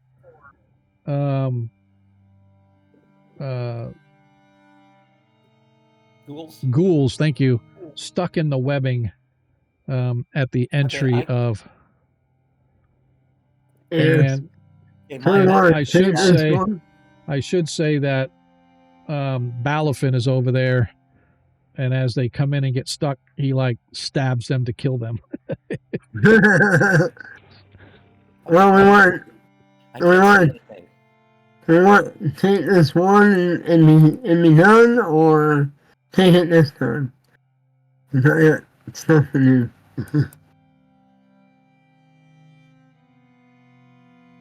What do we want to do?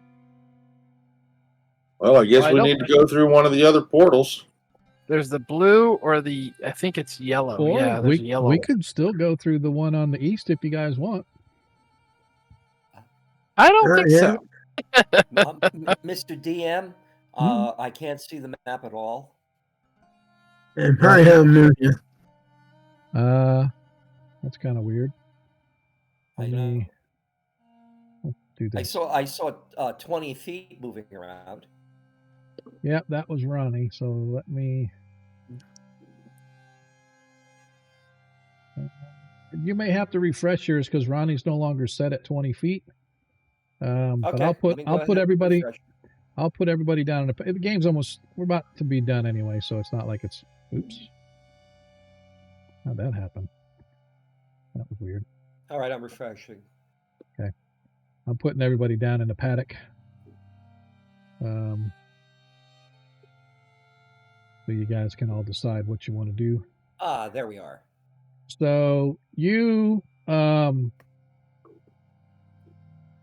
guys came in with this green one.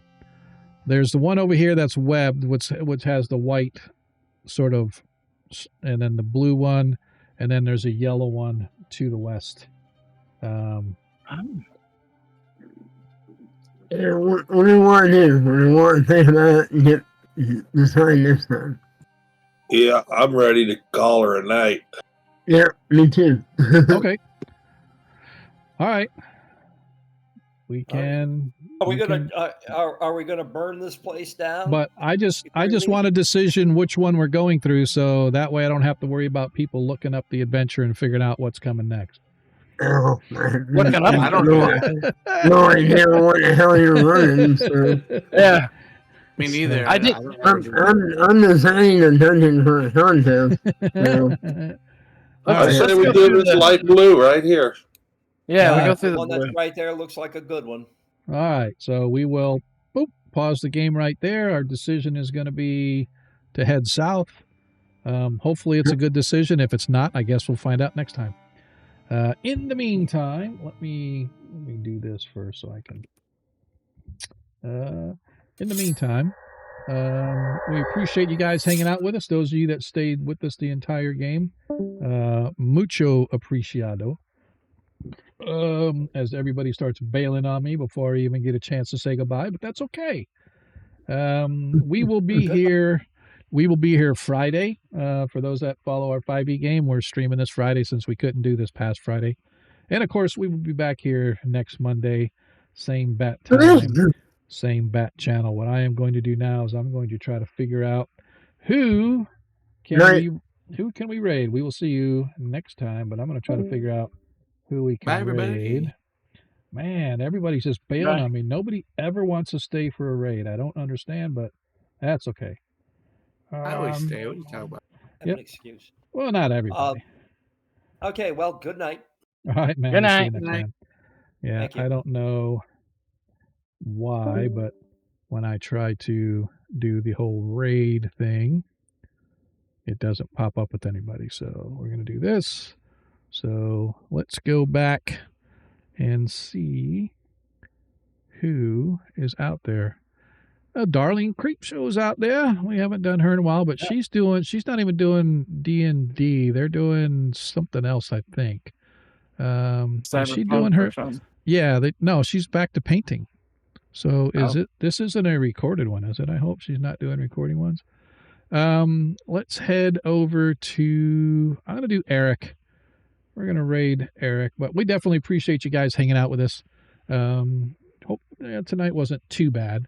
I do got to say, I'm trying to find modules that will work with this game system that does like the animation stuff, because I thought we had animations going before.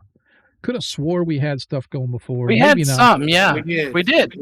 Exactly, because when I go to my 5e game, that is lit. When they cast a bless spell on people, it stays on everybody. It puts the mystical ring around them and it stays on them. When you cast like Witch Bolt is pretty badass because it stays attached to the creature that you attacked. So in every round, all the automated stuff is amazing if you want to watch our 5e game. So I'm trying to get that recreated here.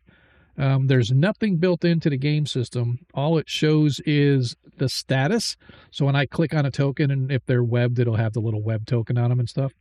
But it doesn't display the web out there the way it should. So anyway, we're going to go with the Game Master, Eric. Definitely enjoy his games.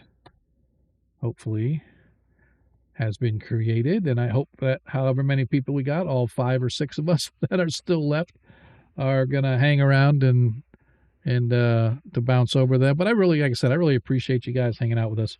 Definitely a good game. I thought we would get a little farther tonight. I figured you guys would have a good conversation with the vampire and get all the inside scoop on stuff, but you guys I was going to try to do that. But you guys would rather fight and attack and do all that stuff. So yeah, it's good to know your party, because I knew you guys are going to try to murder hobo stuff. So, but anyway, at least I got one good lick in. And I was good to go. But we're going to bounce over to Eric. And like I said, I appreciate you guys hanging out with us.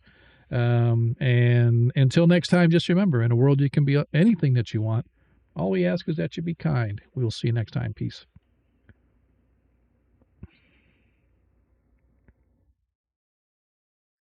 All right, y'all. We'll see you next time. Hey, just a quick question. Yep.